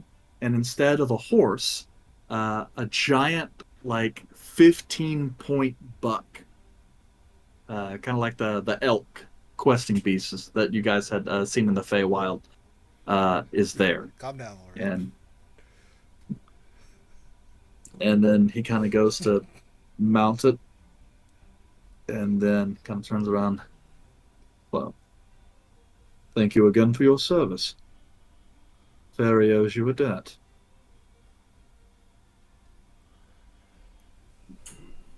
Thank you, Lord of the Hunt. He just bows his head again.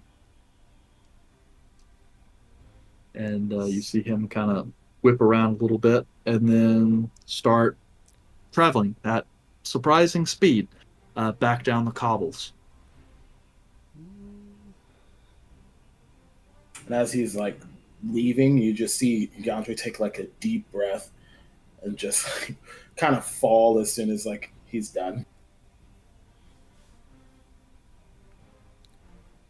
Huh. Are all the Fae things like that? Because that was creepy. No. Each serves their own purpose, but all of them have their own presence.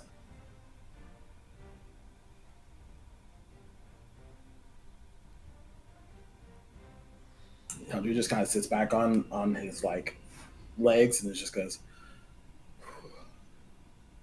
well, We're about to get asked by a bunch of guards about something, I'm sure.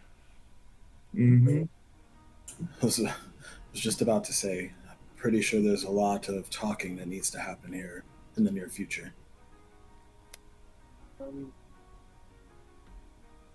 Question is, should we wait around to talk, or should we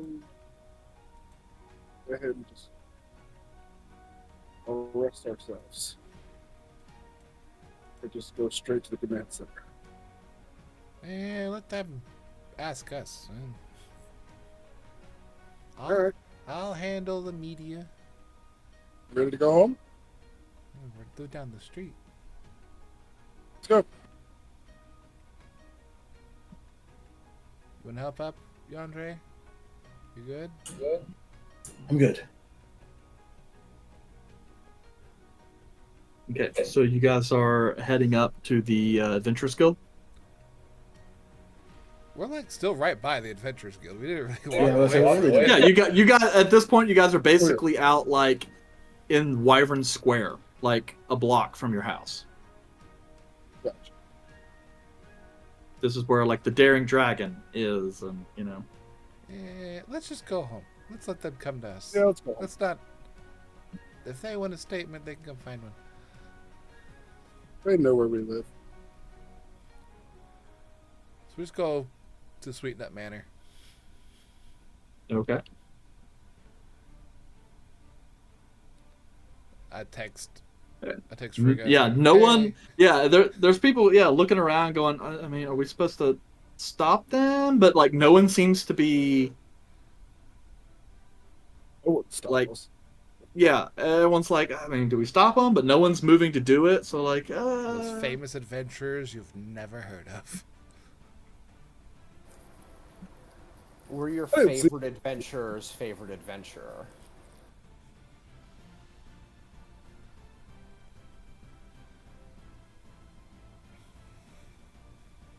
But yeah, at that point, I would just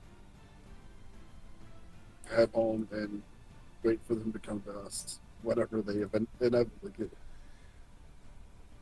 So your eyes gonna change back at some point, Volred, or is this like a new thing?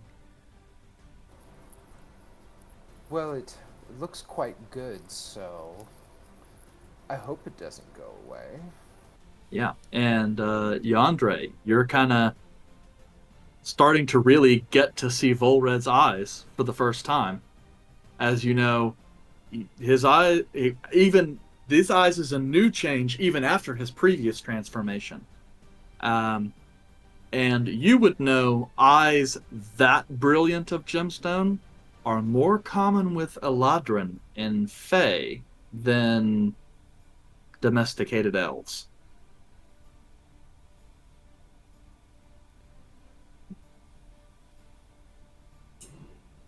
Vored, when did that happen? Just now? Like just now? Like when the Lord of the Hunt was present, or when we made it back into the Prime? Well, the last time I looked at myself was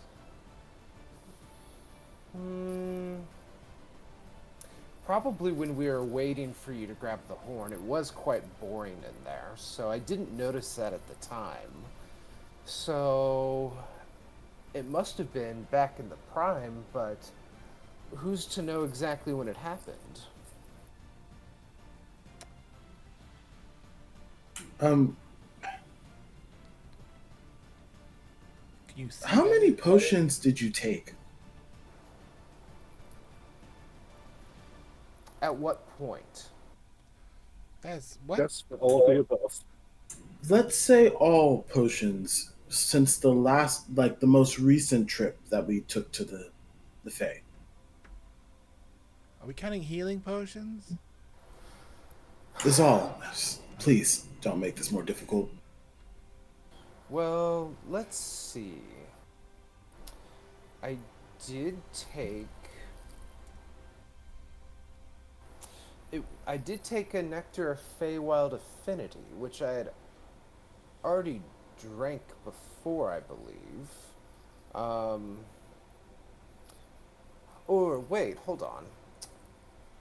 I drank another Elixir of Feywild Blessing, which is what I had the first time we met Ben. And then I took the Nectar of Feywild Affinity. And then I took the Fairy Glamorous.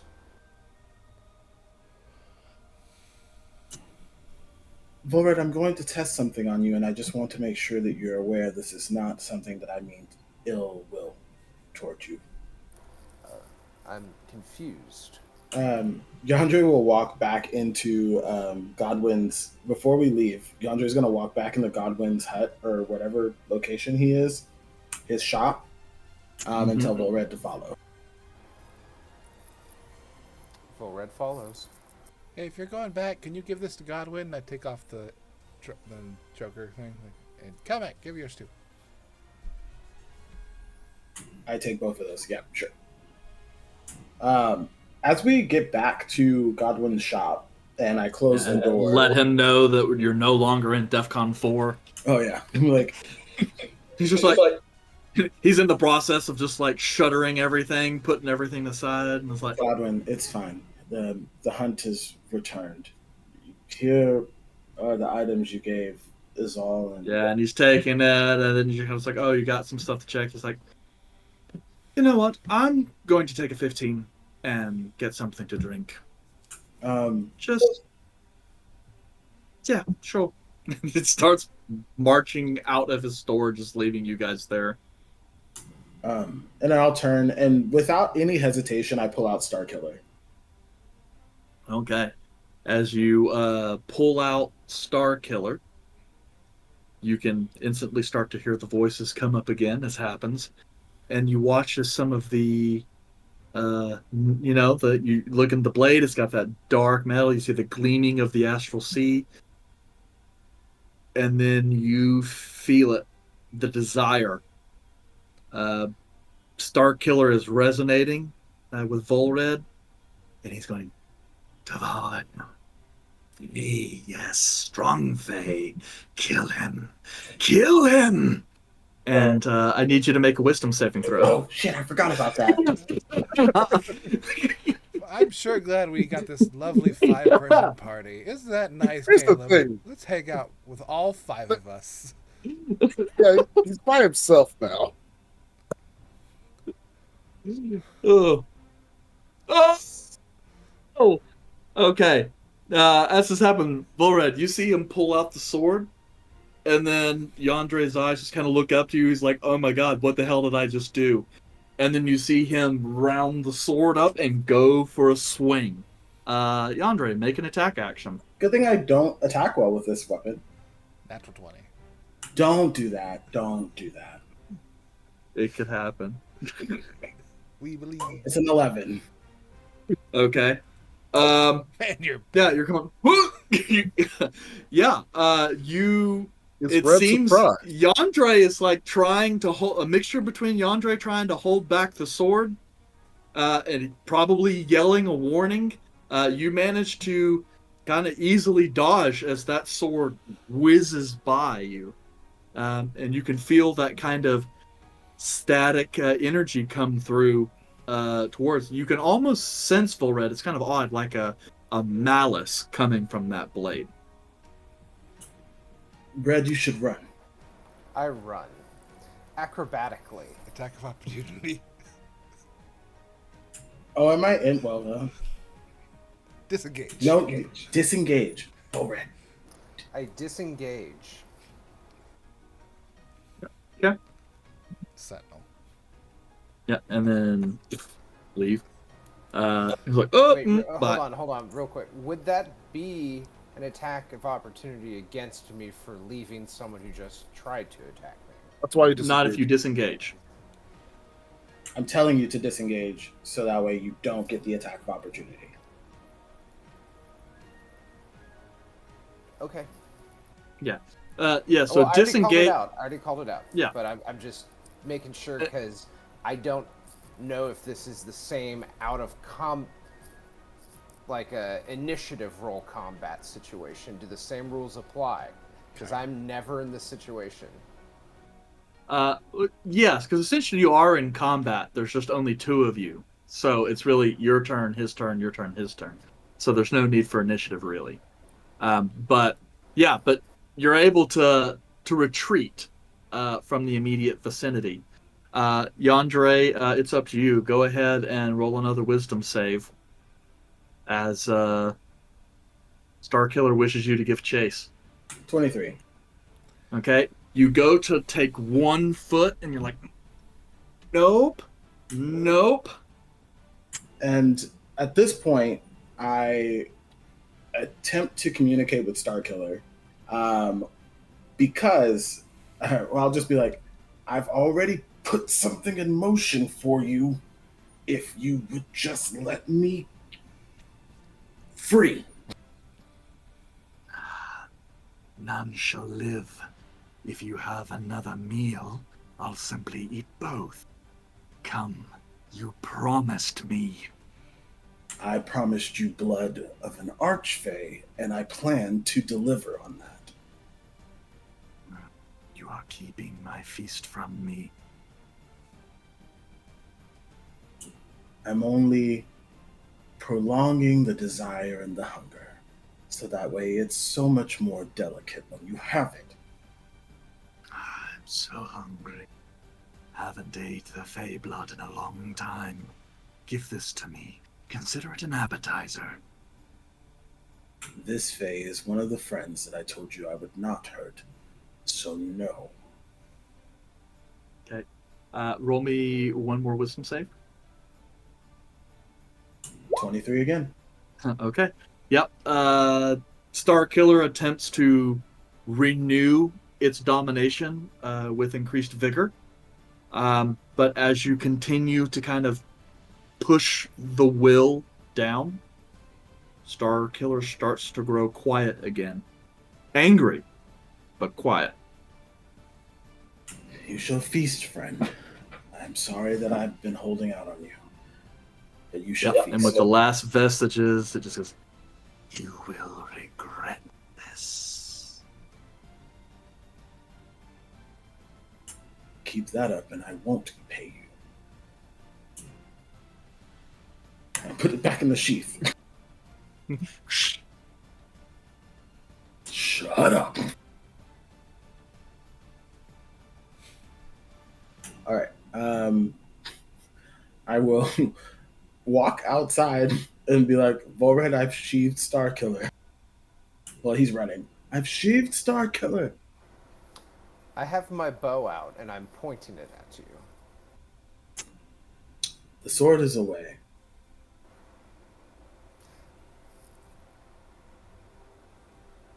Don't make me responsible for your death again, Yandere.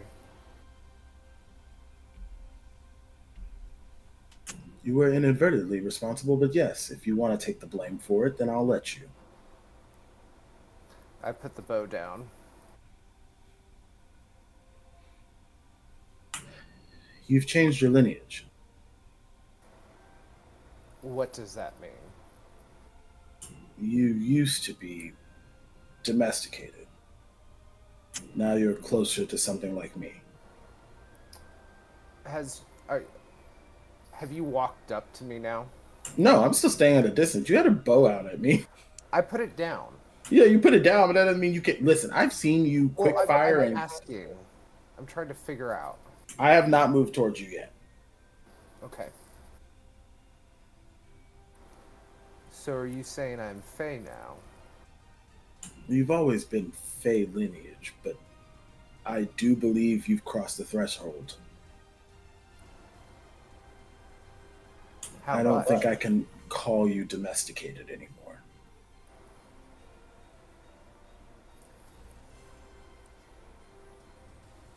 Well, if I didn't already have an identity crisis, I guess this just makes that more so prevalent.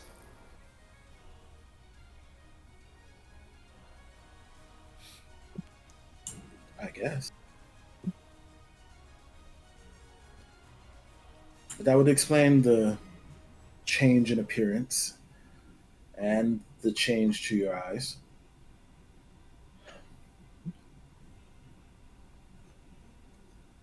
You you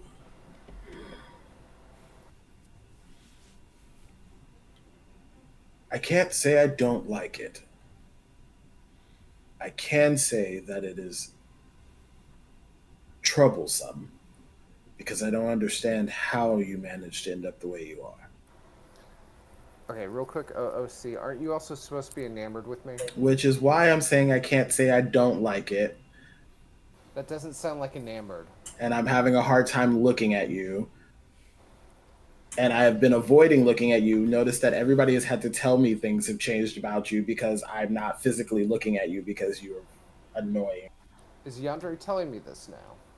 No, because you haven't said anything about. Aren't you supposed to be enamored with me? You haven't Well, said. I don't know that, but the way you're talking about it, it seems first person as Yandere. Yandere has not said that Thank to you you. yet. Or is Take sufficient back for in a confident? character. Listen, I'm just trying to go with like the vibe that this potion set. Anyways, so Yandere, what does this mean? I don't know. Yandere like keeps like you can tell that Yandere is like literally looking at the ground at this point. He is just like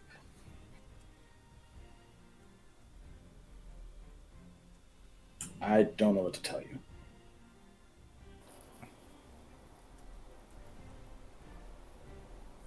Well, I guess I did this to myself.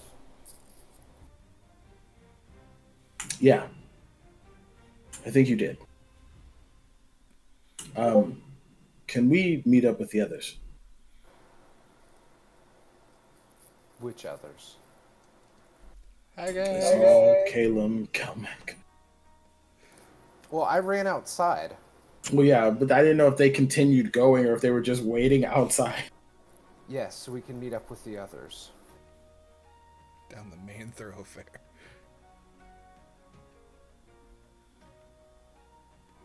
And like, Yandere like is walking. Did you guys make it? You're in the Adventurers Guild at this point, right? Now we decided to go to the house. Oh, okay. So we would walk to the house. How long does it take to get to the house from where we are? Not very long. Couple minutes. Okay. As soon as we get It's to a the city house, block. as soon as we get to the house, like Yandere jiggles the handle. If it's not locked, he opens the door and just kind of like rushes to his room. While you're jiggling the handle, I'm bitch slapping the fuck out of you. But You go- 11 doesn't hit. But So you're you put a surprised. swing in my head. Just trying to smack you. 22. 22. 3. And then I just look at you and say, I don't even have to tell you what that was for. Hold on 1 second.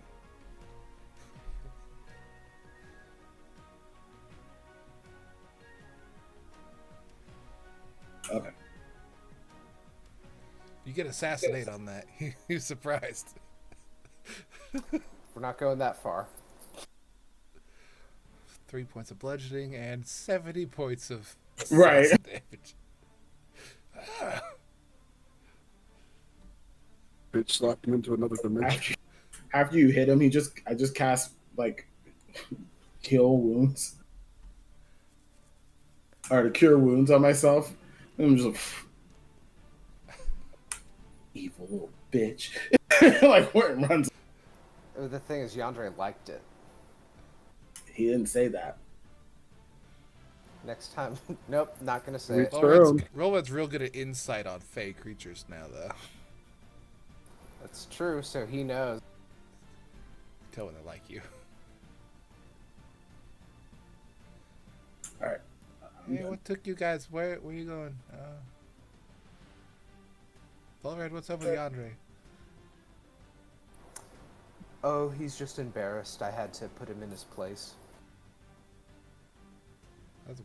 I have no idea what you mean. Is this a Fae thing? Caleb!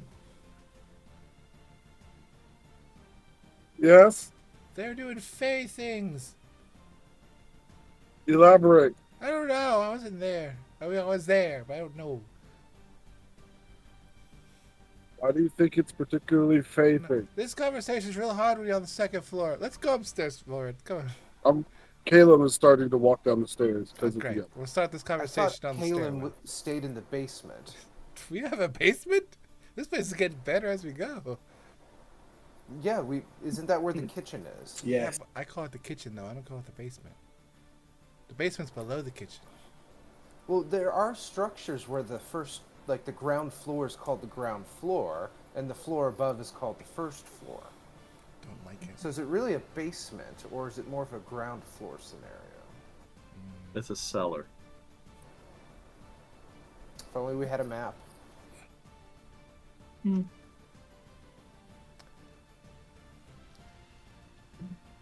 Caleb, Volred, Yandere went running upstairs, and Volred said he was jealous. I'm on the ground level. I'm not upstairs. Oh, okay. Well, now we're all here, and it's awkward. So, what y'all talk about?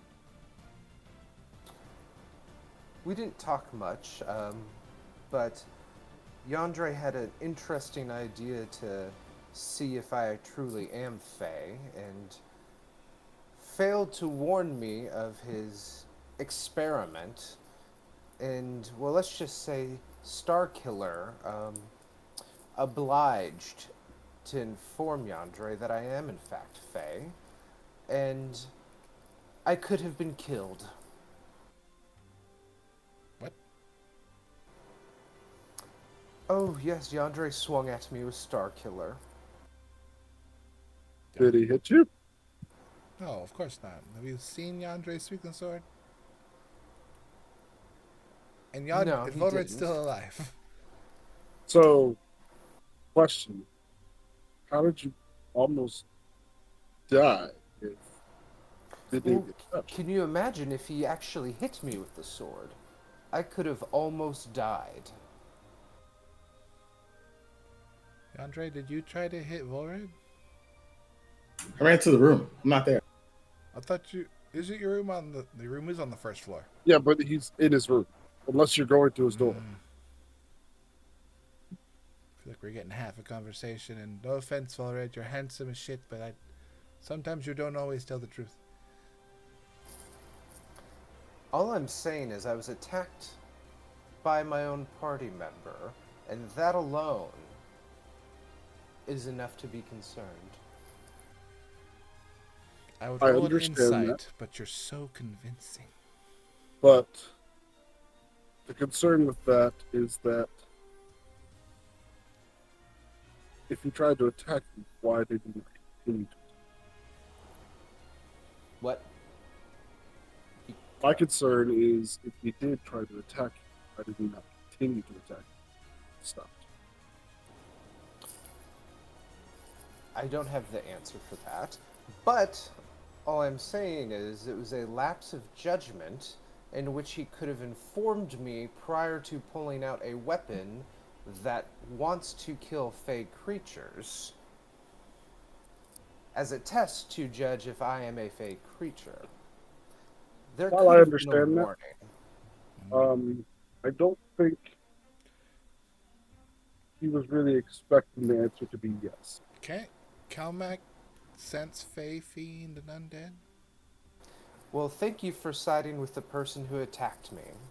I get not no siding. benefit of doubt. I get no benefit of doubt in this. Giving more context to the information. I do You say could have it's said it trouble. nicer. Goodbye. And I walk to my room. I go over to Yandere's door. I felt like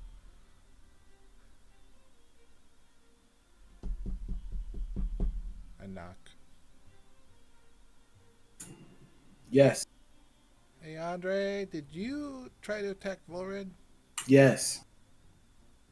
with Starkiller? Yes. He says that's because you were trying to prove he was Fey? Yes. Oh, damn, I guess it's that. Well, that's it. Y'all want to go out for drinks later? It's like 2. I will also say to the door, DeAndre, What? what can we do to try and avoid this situation of Star Killer trying to kill Allred next time? Or do you have an idea? I don't. It's also part of the problem. I'm gonna go to Volred's room.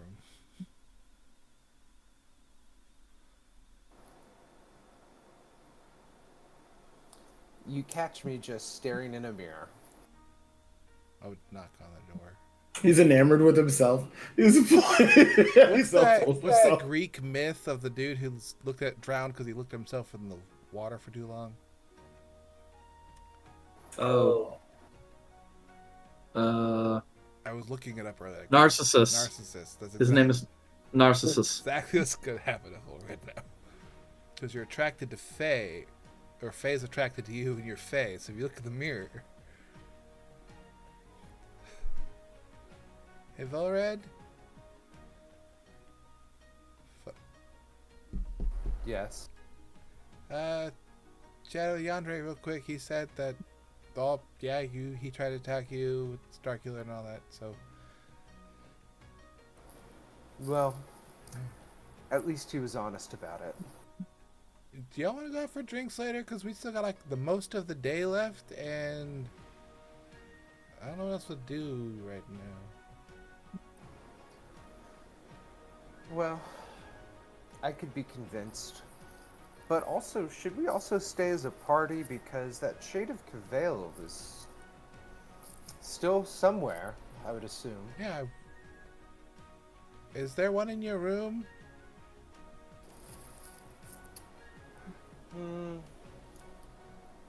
I mean, I don't see any. Hey, Shade, you here? I forget your Yeah, I'm name. just holding on for you, buddy, waiting for you to get back now. I mean, last time he was just randomly in my room, so, like, why would I just expect him not to be? It's a valid point, DM. Can I take a quick look in your room? Yeah. Alright, as quick scan.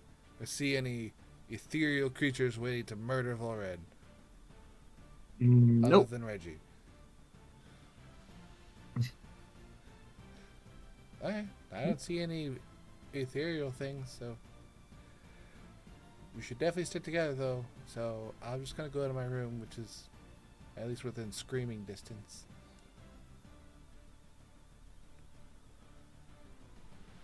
It's Reggie Faye? I would assume. I don't know. Is Reggie Picture- red? Is Reggie Fae? Fae. Is he a Fae creature, or is he like from the material plane? He's from the prime. God, All I was those about to say- ghosts were his former party that he massacred. With I a was- sword. If he was Faye, I would think that Reggie would just be in Volred's room staring at him. Reggie, get out of here! But alas, you crushed my dreams. Alright. I yell downstairs, hey, if y'all go out for drinks later, or want to, let me know. Remember the Shade of Cavail is trying to kill us. And I go to my room.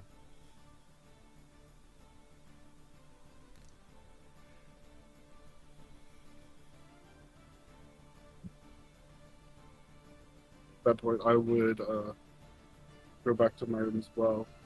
But if the party does go out for drinks, Caleb would go as well later. And if we do go out for drinks, Caleb would suggest putting Star Killer in the back of him. Temporarily.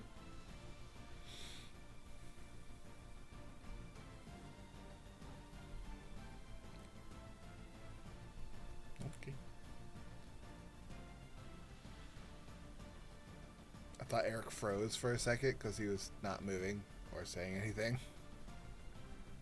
Sorry, I was just trying to update something in my notes. Okay.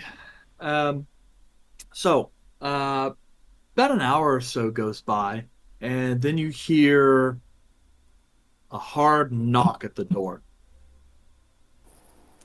Is it someone at the door saying it's time for a 15-minute break?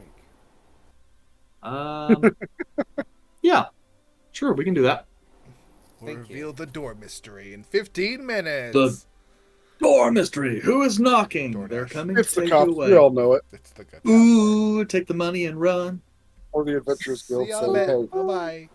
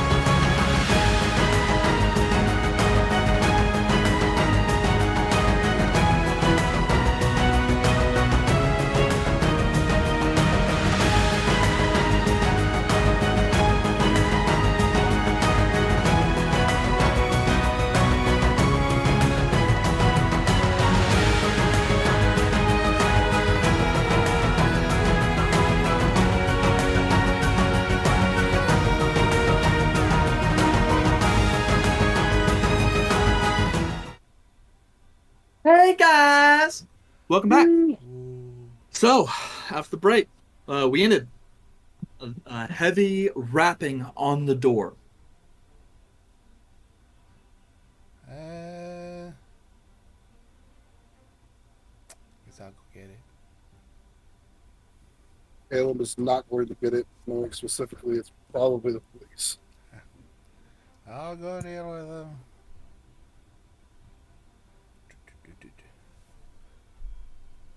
I go to the door. I was like, "Who is it?"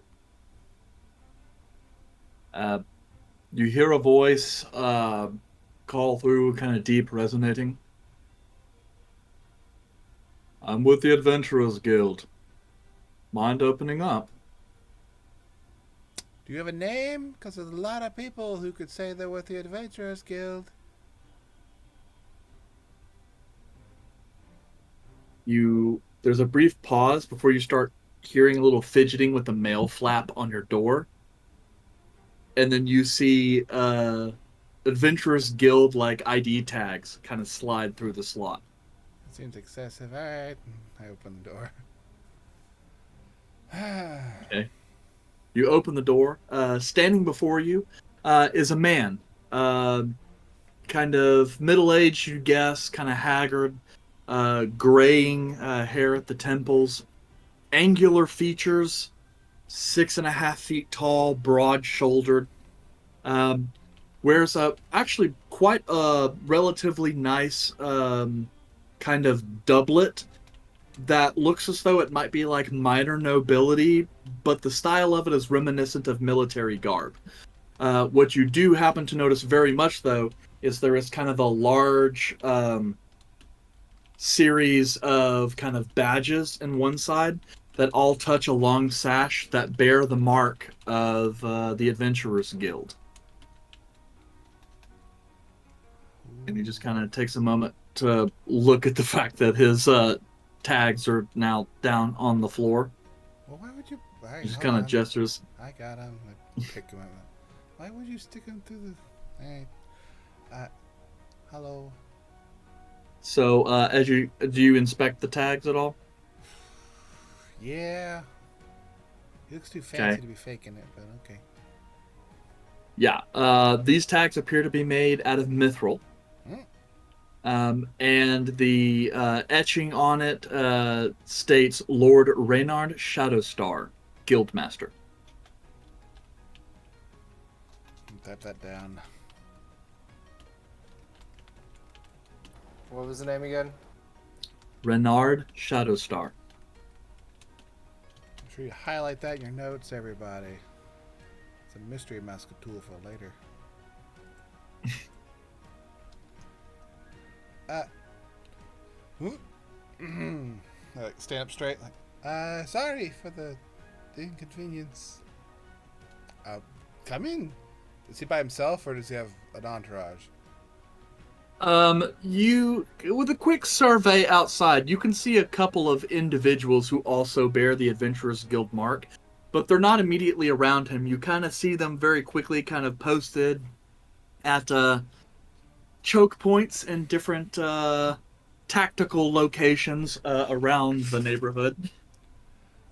Come in, please. Just gesture awkwardly inside. And he goes and steps through his kind of heavy boots, kind of resonating hard, thump, thump, thump, as he kind of enters.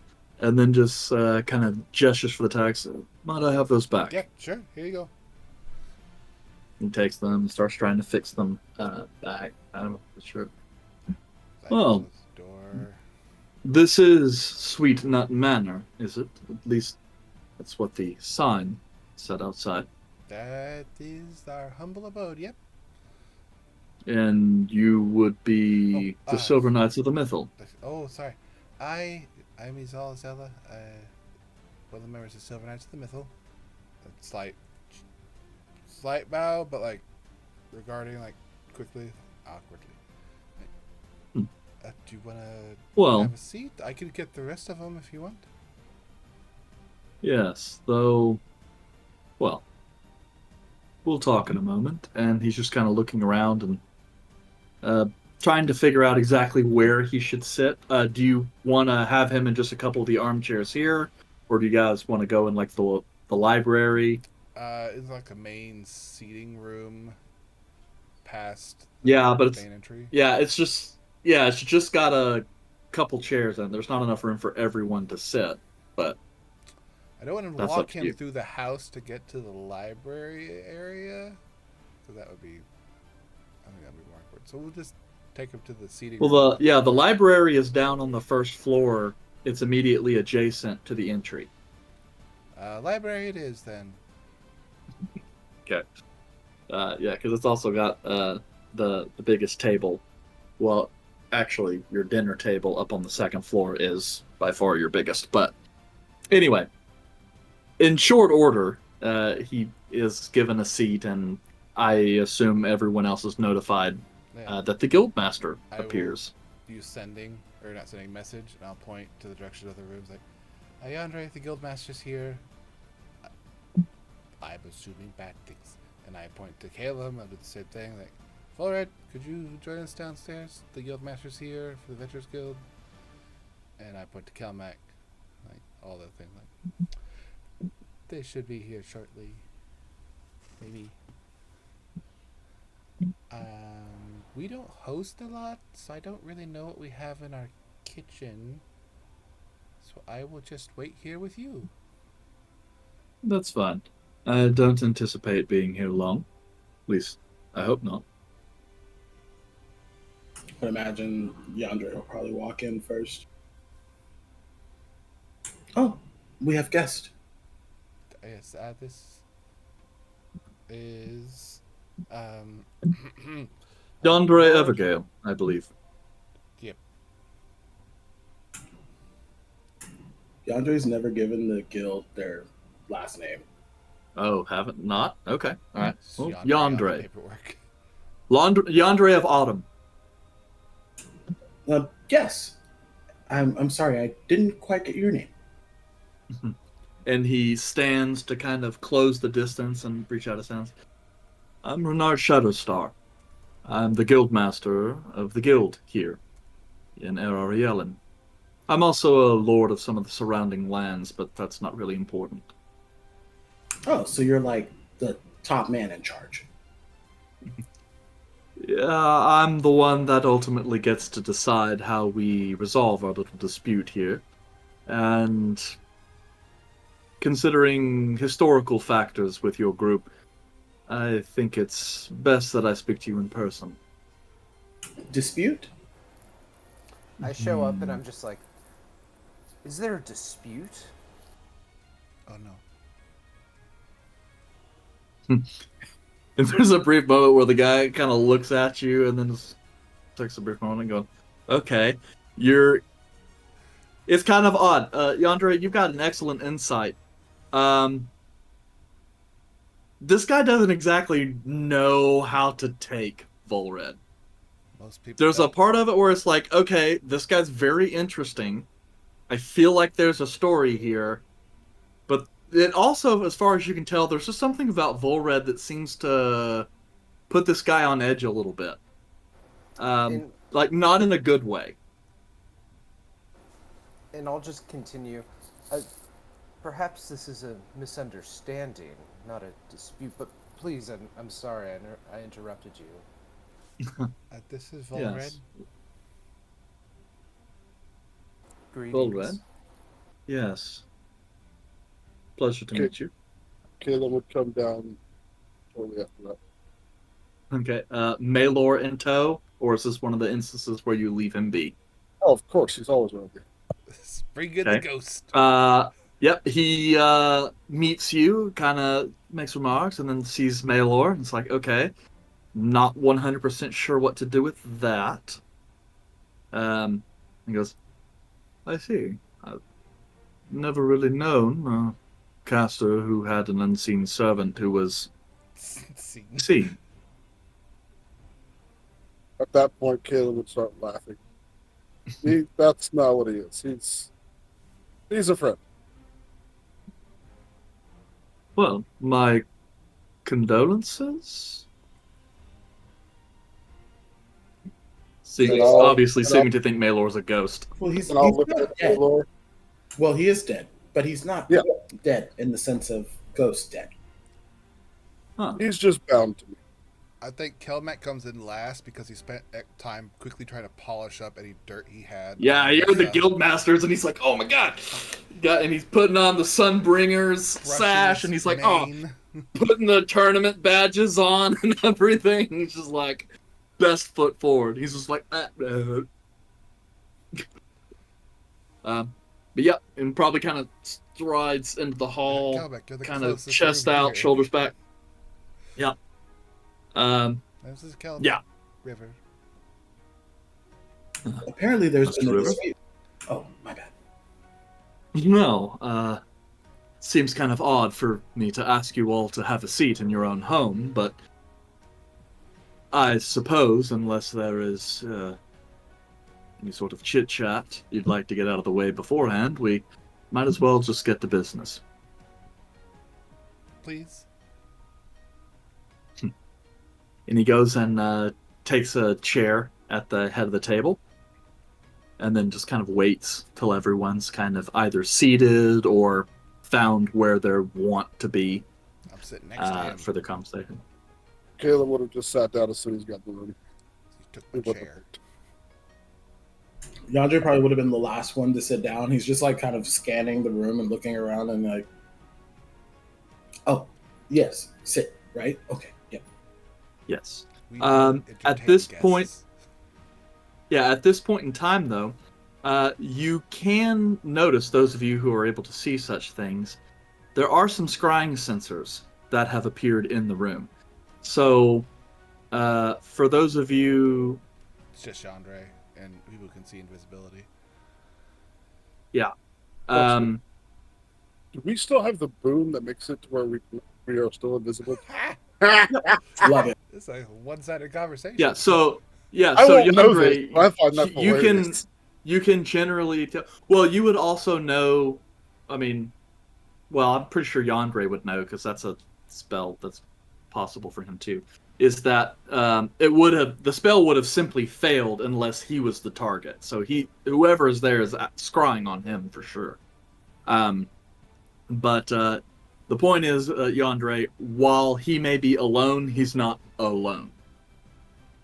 So, as you can tell. Yandere, throughout like parts of this conversation, is just gonna look up at the scribe and just kind of like, but to everybody else, it just looks like he's looking up into nowhere. We've been real Well, since we got Lord back from the Reynard fight. actually makes note of that and kind of catches the movement of your eye and like, yes, apologies. It's the only way I could convince my seconds to allow me to come in unattended. Seconds, We're being cute. as in multiple people who rank number 2. Well, yes, they are the Like a 2A. executors of several of the guild's functions. There's one, for example, that manages all of the clerk's duties. There's another who oversees the grounds itself, one that oversees the archives and the library, and then another who manages the housing for the people who choose to stay at the guild. Who's your actual second?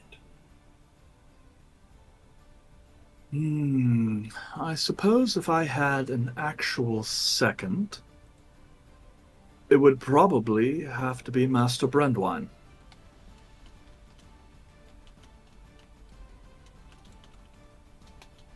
I would just like to point out, just so you know, it's probably going to look real awkward to them because none of them can sense us. Just a heads up.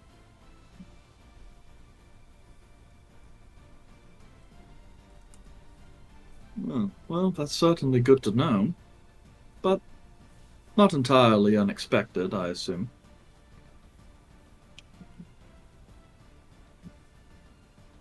We're playing the guessing game right now. So bear with us.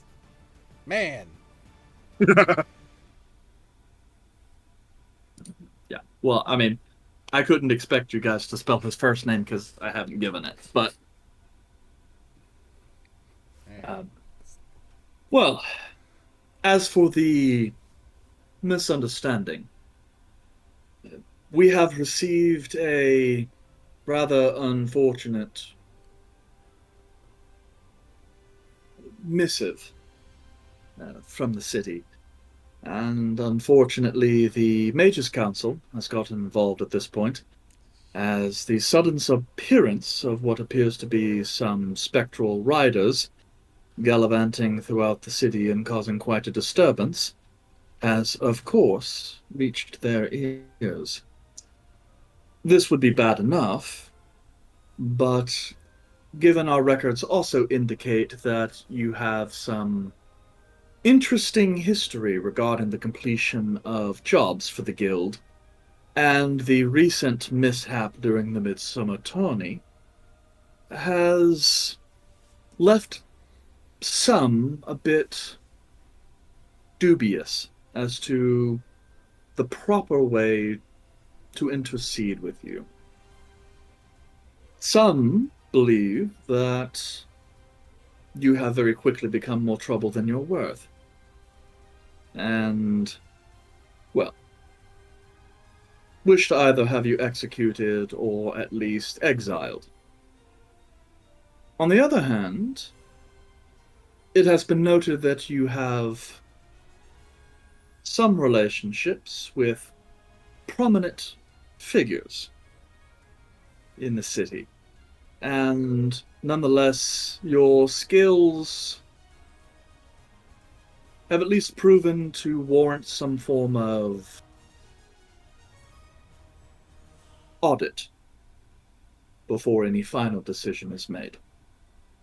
And since I am the one who ultimately will make the decision whether to hand you over to the Mages Council and the Rune Knights, or to let you go under, well, I use the phrase my custody, but it's not custody in a traditional sense. I'll have to stick my neck out, really, to get you out of this one. And I'm trying to figure out whether or not that is something I should do.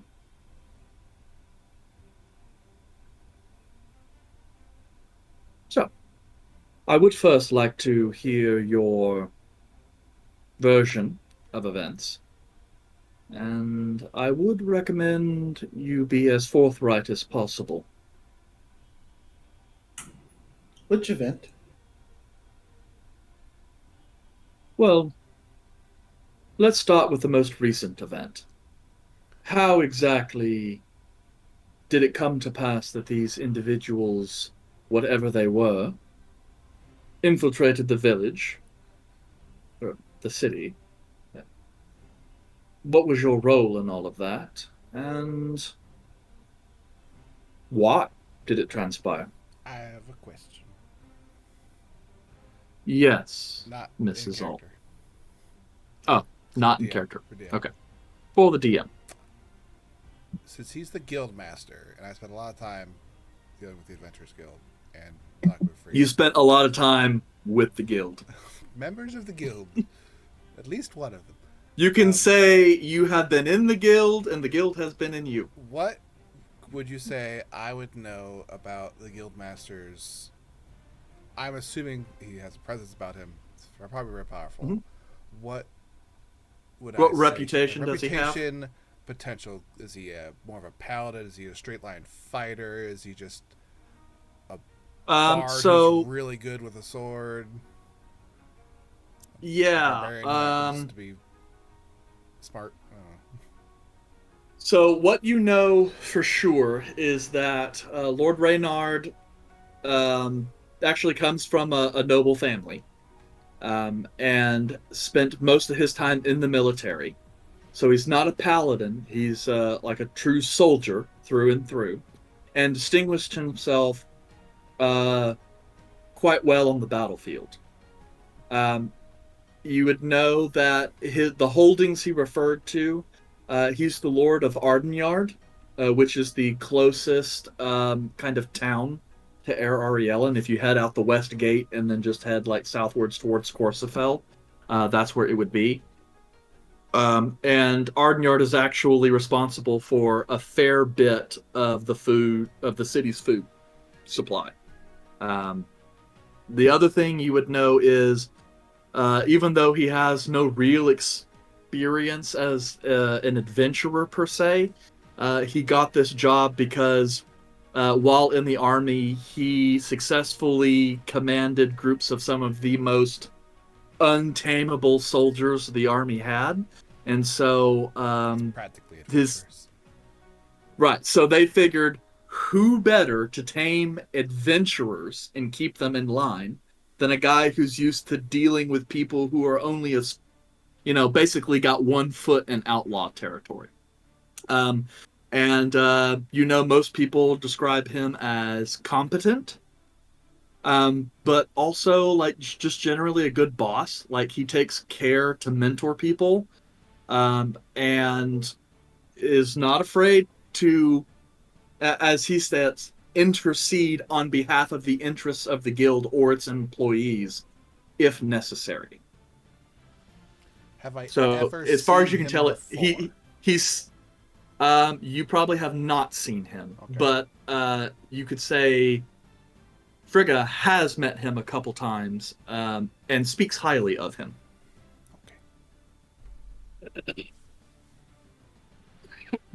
Um, Yes, Master Andre. well, you wanted to know about the most recent occurrence. I think I can handle that, but do you mind asking your questions again, but one at a time, so that way I can make sure that I answer them effectively? Very well. Let's start with the most obvious things, and then we can work from there as the conversation evolves. Firstly, what exactly transpired? Those creatures or individuals that came, as far as I can tell, some sort of magical druidic fellow. Who is he, and who are his compatriots? Not a druid, but I guess in the prime is probably the closest thing that you can correlate him to. Um, he is an archfey from the Feywild, specifically the Court of Autumn, and he had the Dark Hunt with him when he came, and the Wild Hunt with him when he left.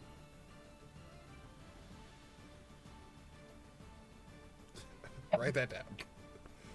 So truthful, but No, that's fine. That's a history. That's some checks for him to see what he might know. And so you see him kind of take that information in. Very well. By what metric or machination, for what reason did he appear in the city? It seems particularly before you and your group. I had something that he wanted, and I gave it to him. I see. I actually Wow. had two things that he wanted, and I gave it to him. I was sent on a mission to obtain these things, and I was able to find them and return them to him at the proper place. Well, I not see. the proper place. Let me think. It would have been easier to do it here than it would have been in another location. So it was a needs necessitated haste. Correct. And who gave you this job? He did? I see. So you, in effect, let him know the job was done and he came to collect his prize? Yes. You see him kind of register that hesitation. Well, like that was me as a player being like, no, wait, hold on, Yeah. listen to what he said. Yes. Yandere would have been like, Yeah. he would have got he got what he wanted. Yes. Let's see. How exactly did you make him aware? Was there a sending magic or some other way of informing him? I blew a magical horn. I see. Yes, That was there one of the some two recall. items that he wanted. I see. And were you aware when you blew the horn that he was likely to enter the city in that fashion? Well, I thought he would be closer. I didn't realize that he would go super far out and then travel to where we were. So it wasn't intentional that he would go through the city, but I was aware that he would be coming with a caravan of people or creatures too. Yes. And are you aware of the, shall we say, destructive reputation that the Wild Hunt has? Not the Wild Hunt, but the Dark Hunt, yes. And yet you risked the safety of other individuals here in this city. So that would be in under blowing that horn? that would be under the assumption that I thought that they would come from 20 to 30 miles out and then come the way that we came. I genuinely thought that he would just come to the location that we were at, which was not a direct threat to the people in the city. I see. So it was your understanding that he would not bring a retinue or arrive in the fashion he did. Correct. I was prepared for him to show up, but not in the exact fashion. Um, there's a there is a mystical figure that we have in the Feywild. Um, gosh, I think you guys call him Santa Claus in the Prime. He basically rides in on reindeer and delivers gifts and things like that. Yes, I believe some just call him the Yule King. Yes. But He usually tends to stay in the air until he needs to land. Unfortunately, the Lord of the Hunt decided to take the ground method after he made it through the portal. I see. Well, I suppose there's nothing for that then, is there? And of course, just to reiterate, uh, there was no conceivable way that could not have traveled to some other location prior to communicating with him? Not given the difference between the Feywild and here, there's a fairly big time flux when you travel from place to place. If I would have wasted more time, there was a good chance that it may not have been a successful return. I see. So, in your case, considering, shall we say, seconds here could very easily become minutes or hours there, you were worried that any delay might cause the outcome to be decidedly worse? Correct. I was on a time limit and to retrieve these items and to make sure that the items were given in the appropriate time frame. I needed to act quickly. I see. And when you return, you didn't think to notify any guards or other individuals? Again, during that period of time, there was an acting in the immediate haste. And so, no, I did not think to immediately warn anybody because I wanted to make sure that I got the job done in a sufficient manner and sufficient time. Well, luckily for you, Master Godwin, who has served the Adventuring Guild loyally for a long time, did make us aware, well, as the events unfolded. So, thankfully, at least someone thought of us. Now, you must understand that considering your actions led to the arrival of, well, extraplanar creatures and the risk that would have potentially posed to the populace, that there are individuals, both in the garrison and in the Star Ruler Enclave, that, well, see that judgment perhaps as faulty. No, I don't necessarily always understand the rules of the Prime. I'm not from here. But I do see people from the Prime come to the Feywild quite a bit, and we tend to let them visit as long as they cause no harm.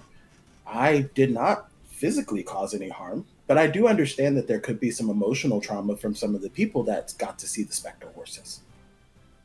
I see.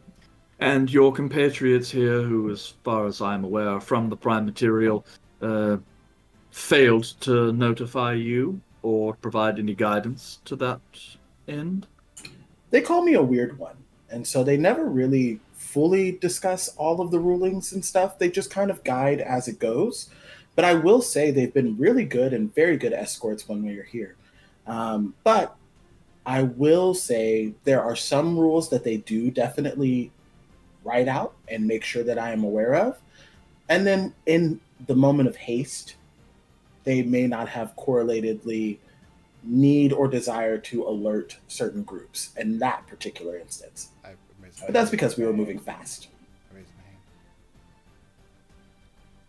Yes, Mrs. Olm. It was very bang bang of a situation. Like, it was immediate using it. There wasn't a chance to warn them that this might be a bad place. We told them afterwards that we probably should have gotten out of town or gone way far away for it. But by then it was too late. I see. So it was a situation where actions were taken before the rest of the party was aware that those actions were being taken? Very much so. As soon as we got to where we needed to be, I immediately blew the horn and really didn't give everybody an opportunity to react to that. Well, I appreciate your candor. No problem. Well, so, given that there are sentiments in that view, and that there are other members of the Adventurers Guild who seem a bit perturbed at somehow these individuals who ostensibly no one seems to really know anything about continue to take up the spotlight and for such disreputable ways. I find myself curious why I should intervene on your behalf. Surely, if you are handed over to the Mage's Council and taken to the Star Ruler Enclave, whether or not you actually violated any real crimes, there is certainly a possibility that they may execute you for simply deciding that, well, it's not worth the risk. I raised my hand again. Yes, lady. I've heard nothing but great things about you since being part of the Adventurers Guild and being around here. I do have a question that might help us answer your question. What's your opinion on the mages, whatever they are? Caleb, what are they called? The Mage's Council. Yeah, what's your opinion on them?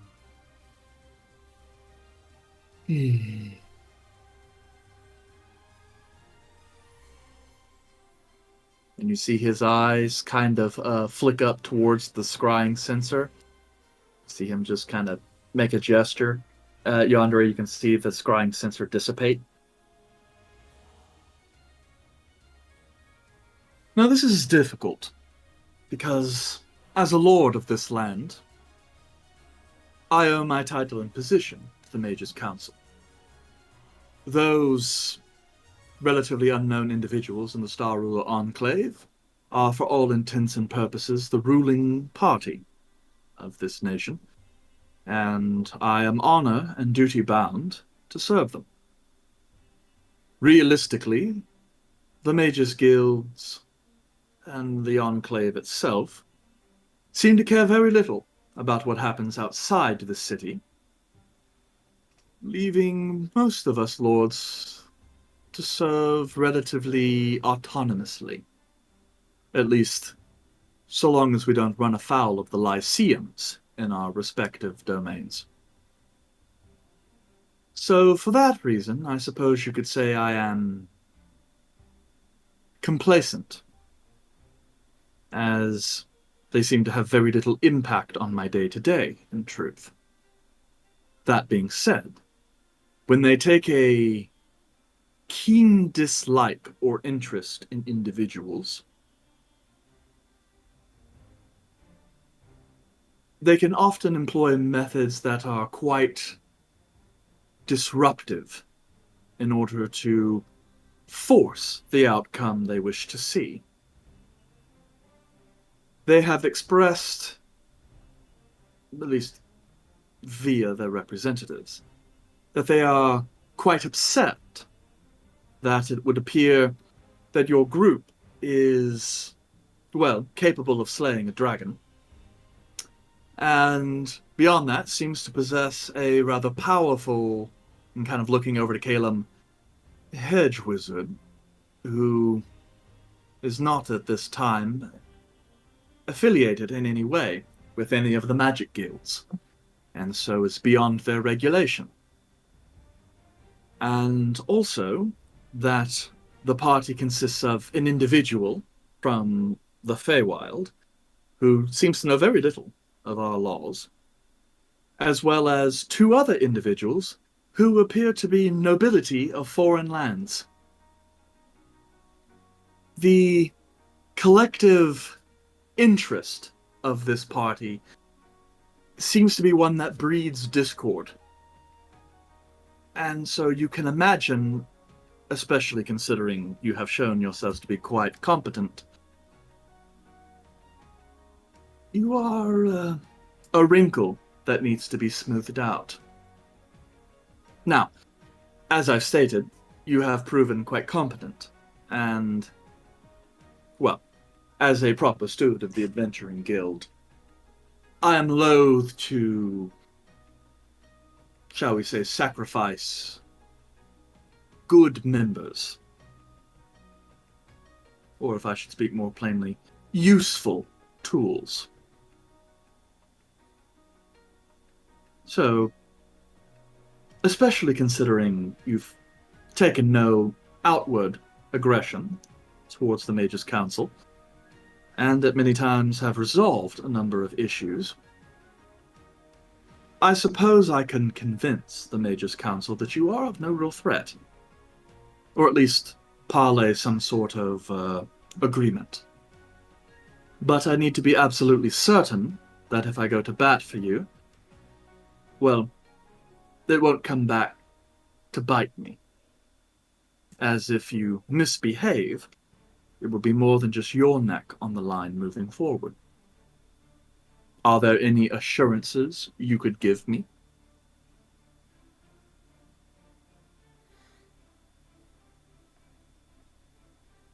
So let me just get this straight.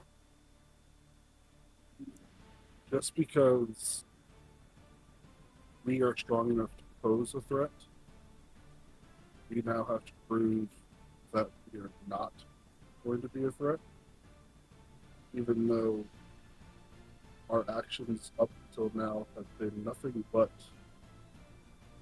cordial and working with the authorities every step of the way. Correct? Master Calum, if I may ask you a question first. What? How many circles have you been initiated into in the magical discipline? I would say more than most in the Athoria. Yes, I would certainly say that. As Grand Magus is one of the highest orders in the Athenium, tend to only be able to cast 6th or 7th level spells at most. Yeah. And considering, as far as I am aware, you have already at least mastered 5th level, you have, especially in a very short period of time, reached a level the overwhelming majority of the Athenium's students do not reach in their lifetime. And considering you did so in such a short period of time, and you have no loyalties whatsoever to any governmental institution. In fact, you have loyalties to entirely foreign interests via your compatriots here. And it is no secret that there is no love lost between the hedge mages and the Athenium. So, yes, I suppose so. Especially considering we have heard rumors that one of your friends, Master Valerion, is working on some magic that, quite frankly, has been known to have been lost since the Third Age. Some seem, perhaps, curious if you have obtained some power that the Athenium does not possess. And that makes you, I believe the phrase is a dark horse, an incalculable risk.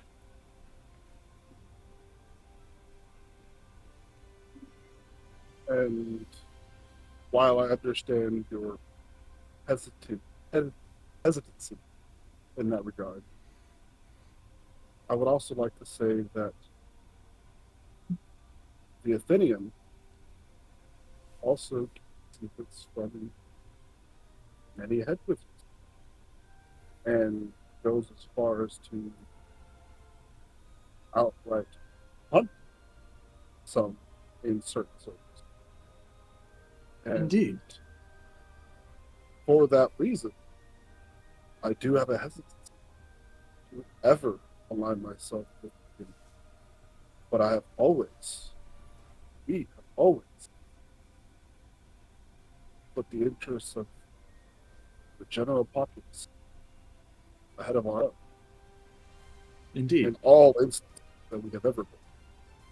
So yes, And skipping past the fact that you have not denied the fact that you possess magic thought to be lost, there's also there I is would also like also the concept that while you state you and your group have always acted in the best interest of the populace, what should happen if an event should arise where the interest of the populace is perceived by the Star Ruler Enclave to be at odds with the desires of the ruling class? As you talk about crimes committed against hedges, and I can assure you I am very sympathetic in that regard. The treatment of many hedge wizards has been deplorable. As the guildmaster of the Adventurers Guild, many such individuals are in the employment of my guild. And so I am with you there and understand. But they are also the governing body. And your stated reluctance, to use a euphemism, could be seen as an act of defiance against the government and would only exacerbate any suspicions they have regarding you. Not to mention, what if, for example, you are to depart here and return to the Free Cities? With your compatriot here, who is, as far as I am aware, is part of the royal family of Chaosa, a power well known for the manufacture of weapons.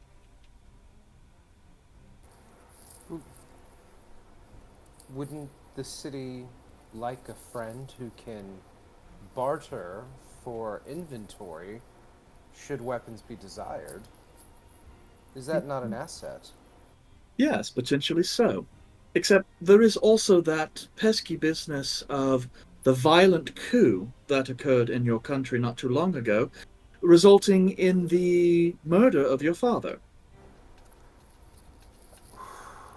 I'm out of You can character, understand one of these instances may be seen as life, but when you take all of it together, many grains of sand make a hill, and a rather unsettling hill. well, it seems like you've already made a decision. I would beg to disagree. It sounds like he's looking for a deal, but he's waiting to see what we have to offer before he makes his deal, which I think is a little lopsided, especially since we're just telling you exactly what happened and we're being honest with you. I feel that if you are to stick your neck out for us for some reason, that means that we would owe you a debt. Now, determining what that debt is up to you.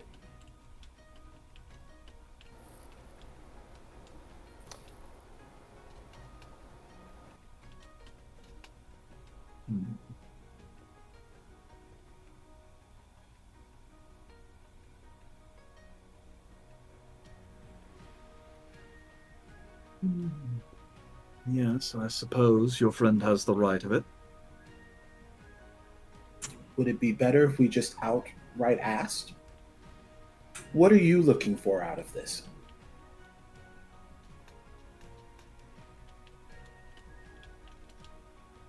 I will be frank.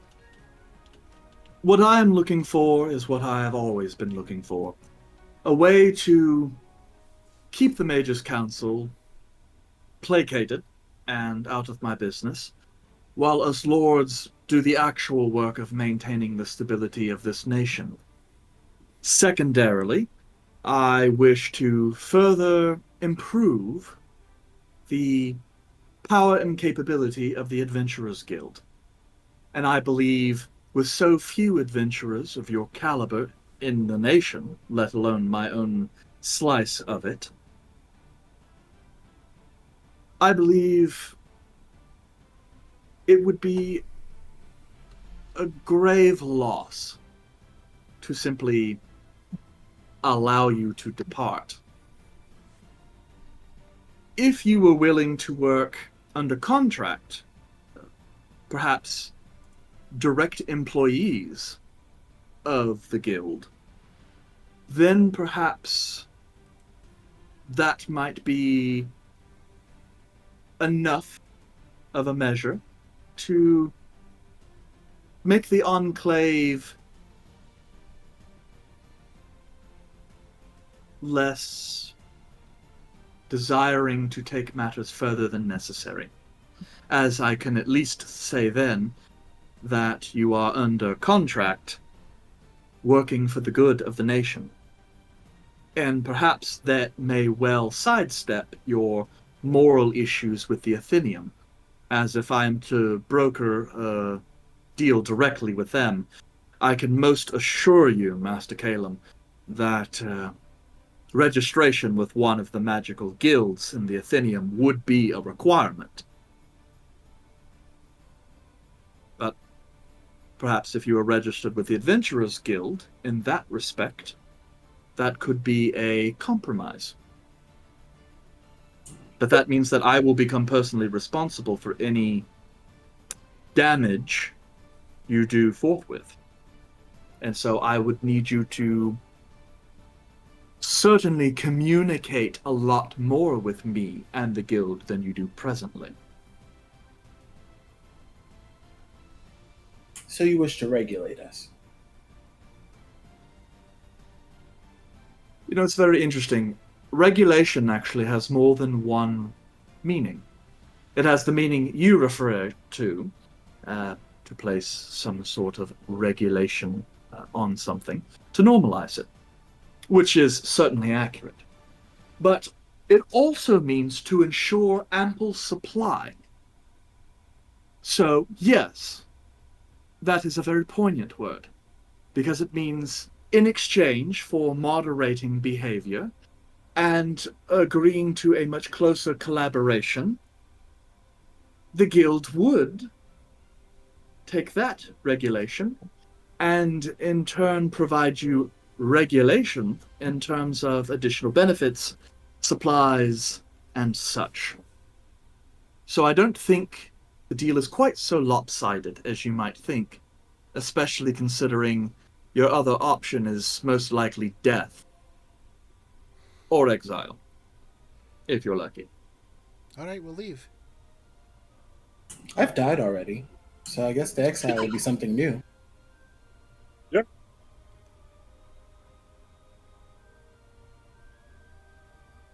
Oh, he's tied too. And so is the other one. Right. Whole cavalcade Calmac. of just I was like, he's just kind of looking around. He's like, dude, you don't have to say that in front of the dude. He's like, it was a glorious death.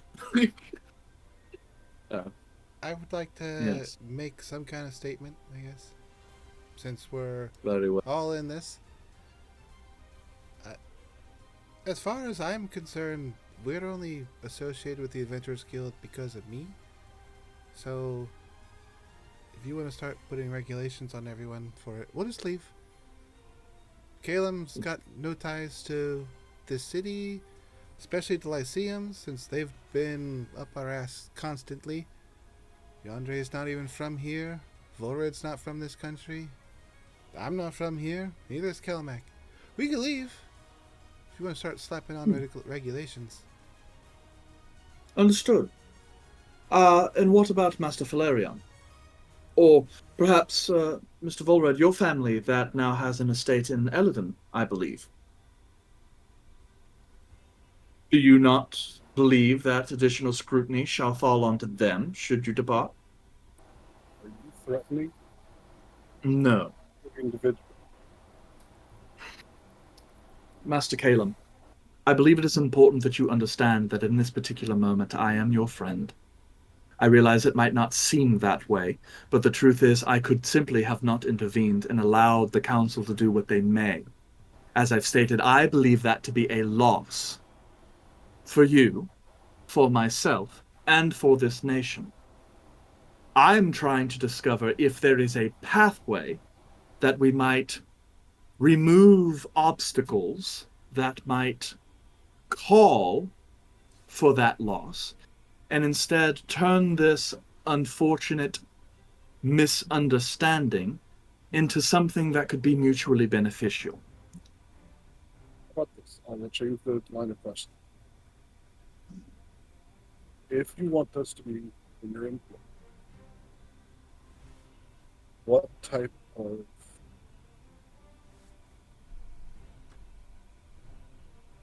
rope or tie will you have on us? And what would be expected of us? Because we are very free in what we like to do. We do what we desire. Help, but if needs help, we will change and do that. We are not going to be lacking. We're not going to be your enforcers. That is not what we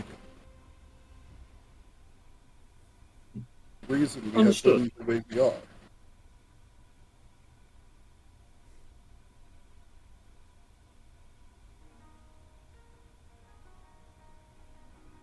Oh, were you going to continue? I was, but then you said something, so I was going to let you go.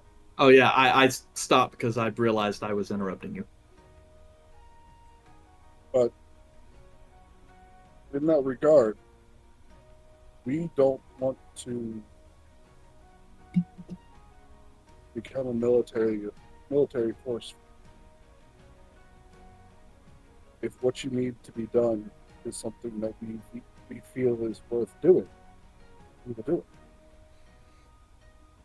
But that is also the reason why we serve jobs. Find jobs that we find need doing, that we want to do, we will do it. If we are in your employ, would you enforce us to do things that we do not do, or what type of safeguards do we have to pull out those types of deals? Well, I understand freedom is the life's blood of any adventurer. And I must be honest, if you do employ yourselves with the guild, there will be times where the guild will assign quests that are mandatory. It's already kind of a thing. Perhaps. Well, it does tend to happen a little more often You tend to get as you rise in the ranks. asked to do stuff from the Lyceum through their shadow organization through the guild. Yes. And I won't lie to you, it would make turning down those kinds of requests more difficult. And, well, some of those quests would have to be set mandatory, if for no other reason than to be able to demonstrate to the Enclave that you are well healed. Beyond that, I don't much care what you do, frankly, so long as you make a concerted effort to keep a lower profile from then on. Ooh. We tried He was like, recently. ooh, This I is got a no. negative 20 to low profile. It's a special I stat. will say this: He's got a ghost with him. the Lyceum is always has their eyes on me. So a low profile for me is almost impossible. Anything I do will be reported to.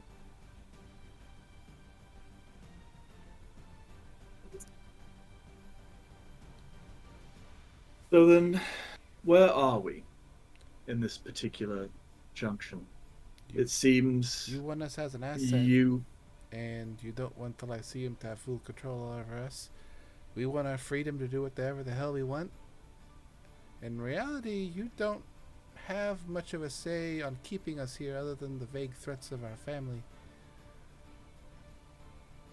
Well, yes, I'm not talking about keeping you here necessarily, but only to point out, again, hasty decisions. There are knock-on effects to decisions you make, and sometimes you are not the one that bears the brunt of those consequences. I mean, what if we were in your employ and then we still make those hasty decisions? I mean,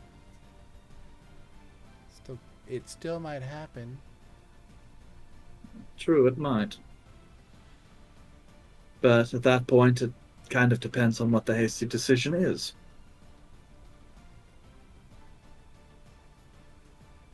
I mean, if you summon a dragon in the middle of the city, we'd have a problem. Can we do that? Can any of y'all? Never mind. I've given We've up checked trying it to on figure too. out what all adventurers can do. The thing about war is Uniform. yes, it's quite uniform. It's like playing chess or dragon chess or cards. There are moves you know to make. But adventurers, I don't know, it's as if people who are touched by adventurers have. It's as if the laws of nature fail to work for them the same way they do for the rest of us. How many people do you know can go their lives and say that they've been resurrected? I know a couple of people actually. I've made it a point to Who, resurrect them. who aren't adventurers? Oh shit. Well, yeah, there A was few. two actually that weren't adventurers. They were just happening to die. And yes, well, anyway, there are multiple people that I could say could say that. Sorry, you were trying to make a point. My apologies. Yes, but I believe the point is sufficiently made. Even in those cases, those individuals were saved by adventurers. How often does a normal person go through their life without interacting with an adventurer and get resurrected? It's not a normal everyday thing. Thank you for being specific that time. Yes, I'm learning that is a necessity. I mean, we're not soldiers. Definitely not soldiers.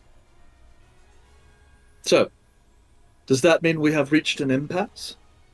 You are simply content to leave and go where? Another nation or live in this one as outlaws? Well, Are there any scrying hold on. sensors? Did they have? Wait, is this all No. asking that? I think he kicked him out. Kicked him out. Because I saw like y'all Yeah, were looking he- around. I'm assuming there was some type of things going on. Yeah, that hasn't happened. Yandere hasn't noticed any new sensors. Are we alone still? We are. He let go of the one scrying sensor that was with him probably about 5 minutes ago. essentially, you want us to say we're not going to cause a giant ruckus, and you want the mage bastards off your back. That's what sounds like. That's what Yes. you want. Well, we were already doing mandatory quests for you to the guild anyway, and they were basically reserved for the mages guild anyway because they're the only ones who could pay high enough. So our agreement stays the same. You just want some phony contract saying we'll be there. If we just can we falsify like a contract that's not going to be legally binding because we got a lot of Fey people now, and I'm not sure how this stuff might work. Oh, we probably won't remain on the same plane very long, Oh yeah, we're at being least so fast. temporarily. So, is this something that binds me to being in this exact plane all the time? Because I don't know if that's going to work.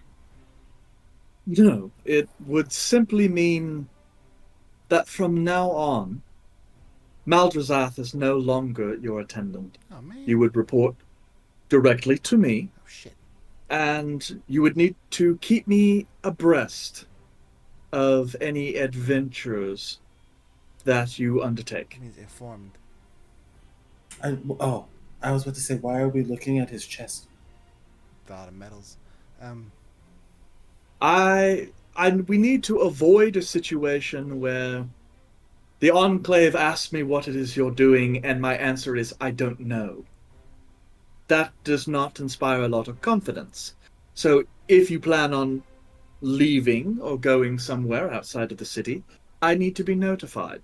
Oh hell. And if there's a potential for that transportation to result in misunderstandings, I need to be notified ahead of time. So a simple message would work.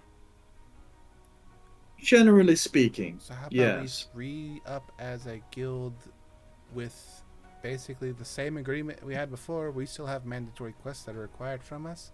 Only we need to inform you of traveling X amount of distance outside of the city at any point. Yes. Or if you take a quest, those will come from me. Of course, you're still free to take the quest from the hall, assuming you can deign to have one that simple. Those are the fun ones. But yes, but essentially, a better way of placing it is I am going to have to be your handler in a sense. And that means I need to at least have some idea of where you are and what you're doing, at least on a daily basis. Obviously, you don't have to let me know every time you run to the store or something like that. But if it is something that pertains to adventuring, I will need updates regularly. As individuals, so say if I decide to leave and everybody else is still here, if one person decides to take a vacation or something, are we supposed to let you know then too? Or is it just simply when we take a group quest? Well, if one of your members is departing, say for vacation, then just a notification that they are off duty is sufficient. I don't need their entire itinerary. But Alright, but we're gonna need a higher rank. Much higher. Yeah. Especially since No. you've already mentioned that like most people are not as, what was the word, competent? Confluence? that was the phrase I used, yes.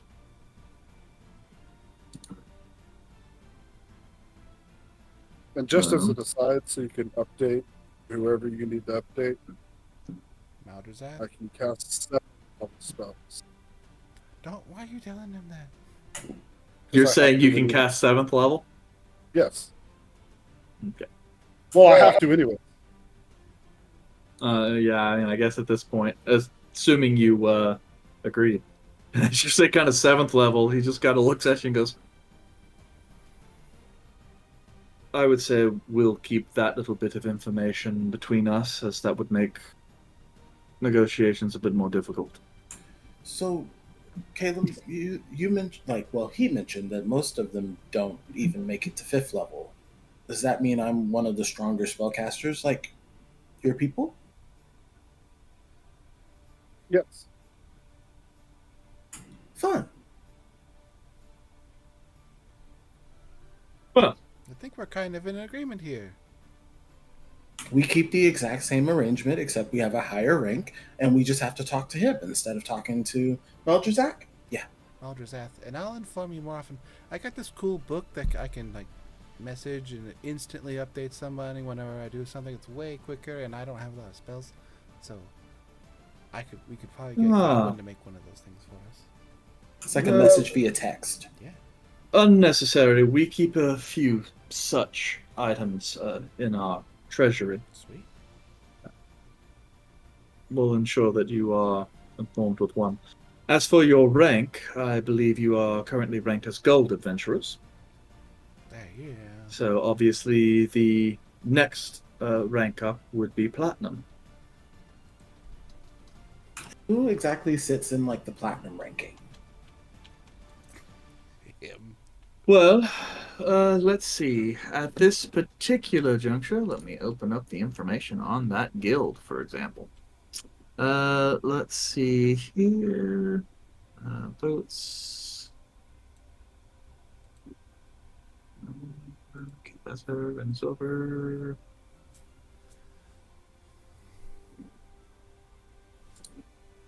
That's not here. Where did I put it? I put that in the locations tab. Instead, like a dummy head. Enclave. There's this blade singer. She's real legendary. She was in the tournament and everything.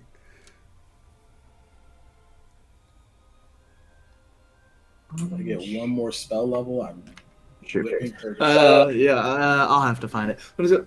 At this particular moment, you would make the 4th platinum ranked adventuring group in Athoria. Neat. So, not a very large club. Okay, so we're clear. Business as usual. We inform you a lot more often, which I'm fine with that. I can send you some messages. We'll take our mandatory quests. If they want to send us on a suicide mission, we will F the fuck off though and leave, and you'll never see from us again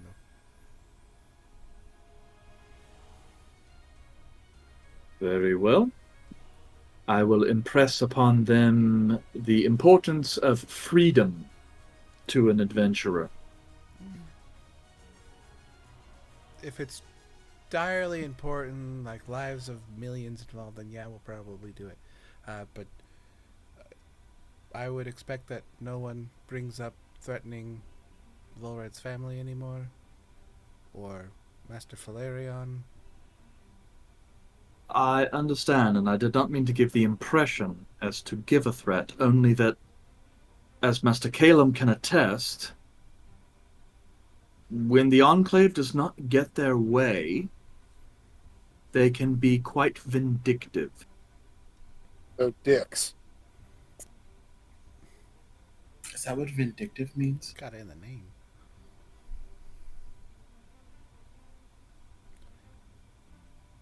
Well, thankfully, it seems we've managed to reach some sort of an accord. Well, I'll draft the paperwork up and have my assistant come by in the morning to get everything signed and notarized, as if I have a binding agreement that will make dealing with the Enclave much easier. Yes, Master Yandere. We'll obviously get a chance to look over that agreement and make sure there's no loopholes or anything in that matter, correct? No, of course. I wouldn't deign to ask you to sign a contract without reviewing the fine print. Sounds great. Well, Volred, this will be an opportunity to learn how to work in the Fae, because we'll look through it together. Splendid. Ew, paperwork. I would offer you like some food again, but I don't know what we have here. It's fine. After all, I've already had lunch, and while perhaps some snacks would reasonably be nice, everywhere I go, people try to offer them to me, so quite frankly, I shouldn't indulge. We might go drinking later. As long as there are no misunderstandings, I could support that. Okay. I don't know how to end these types of things. Normally just leave, but we live here. Then he'll just kind of stand Thank up. you for stopping by. Oh shit. And thank you for being much more cordial than the Mages. Arcinian members who came by. They openly fled. I also stand up when he stands Yes. up. Well, depending on who you're dealing with. Yes, quite frankly, some of the coteries are little better than criminal organizations. But I suppose I don't need to tell you that. Yes. And thank you for acknowledging the issues that mages such as myself go through. My city Well. generally sweeps it under the rug.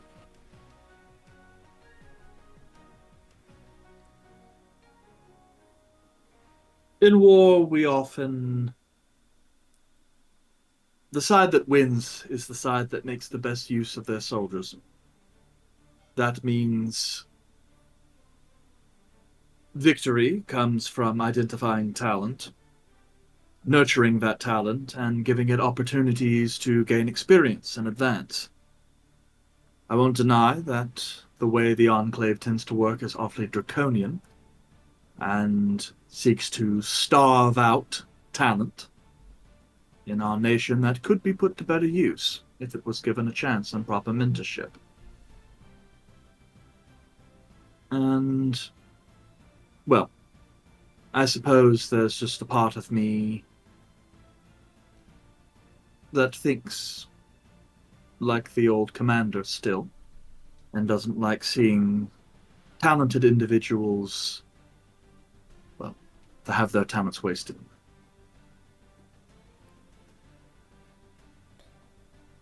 But I've taken up enough of your time, and he goes to try to shake everyone's hands. I get the door. I shake his hand. Yandere doesn't know. Yandere's not a shaker.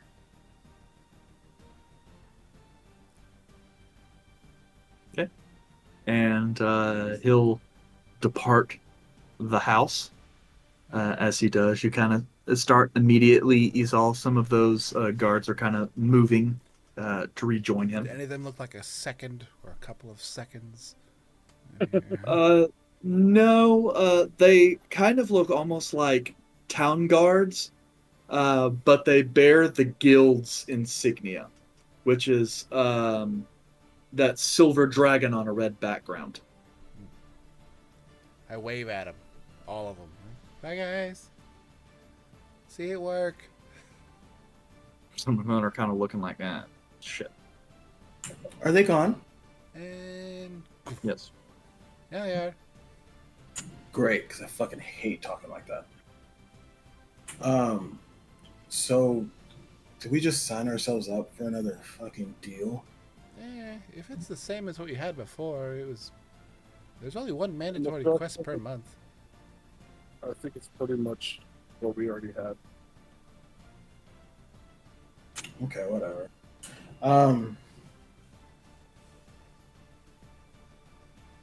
Shit, I'm gonna have to look at some paperwork tomorrow. You sound way less chipper.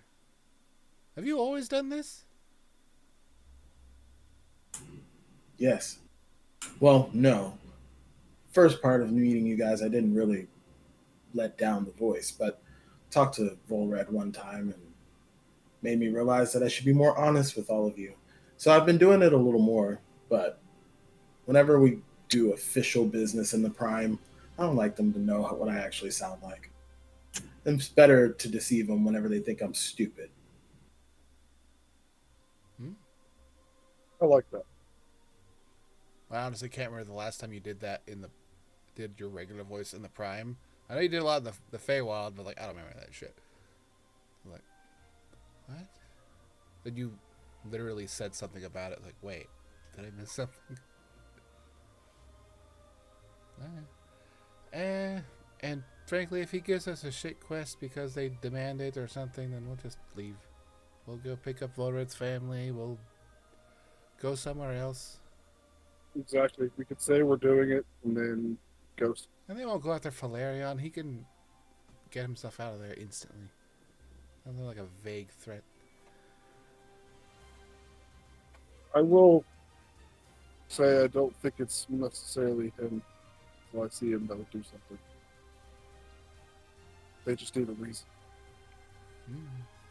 And I need to go speak to Master Valerio. I can go with you. Buddy system. Yeah.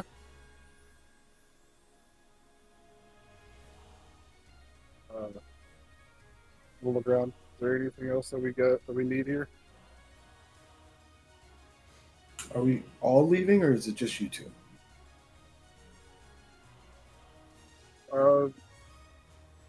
Considering we're in the buddy system, you three can stay here, and me and Zal can go. But if y'all want to go, y'all certainly can. But it's going to be a quick meeting. I'm okay to stay, but it just depends on what Volred's doing. I will If he stay. goes, looks like we're staying. Besides, Kelmec and I have faced this person before, so if they show up, we're at least a little more knowledgeable. Kill him out of spite. Out of something. Let me text my girlfriend. Guildmaster was here. He seemed cool. See you later.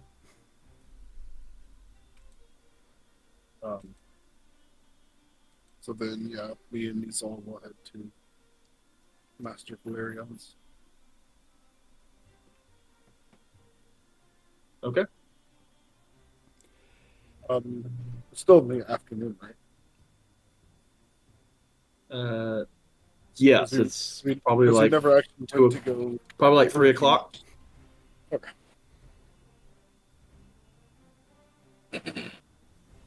Yeah. So. Right. Okay. Don't trust anyone, Caleb. They could be a murderer in disguise.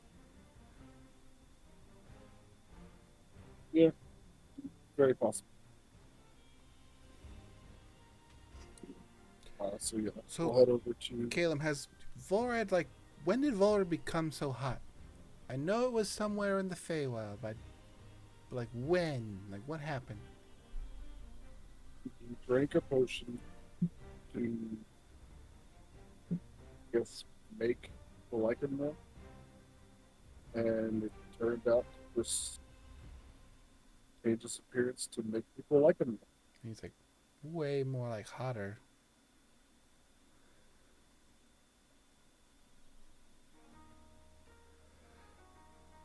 Yes, he definitely did, and apparently it has something to do with the Fae as well, so it affects the Fae even more. But Alright. I haven't really experienced that particular.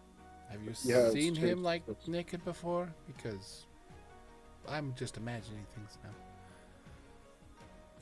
I have, yes, we've all been to that.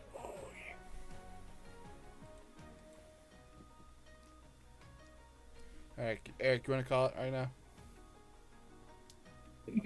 Yeah, before we have any more of that. So yes, thank you guys for being here. Chapter 125. And you guys are gonna head out, and I guess we'll see you guys next Tuesday, 7 p.m. Central. This Thursday, though, we have shit going on, 8 p.m. Central. Should be adjacent with Jace, if I'm not mistaken. Should be adjacent with Jace unless something comes up.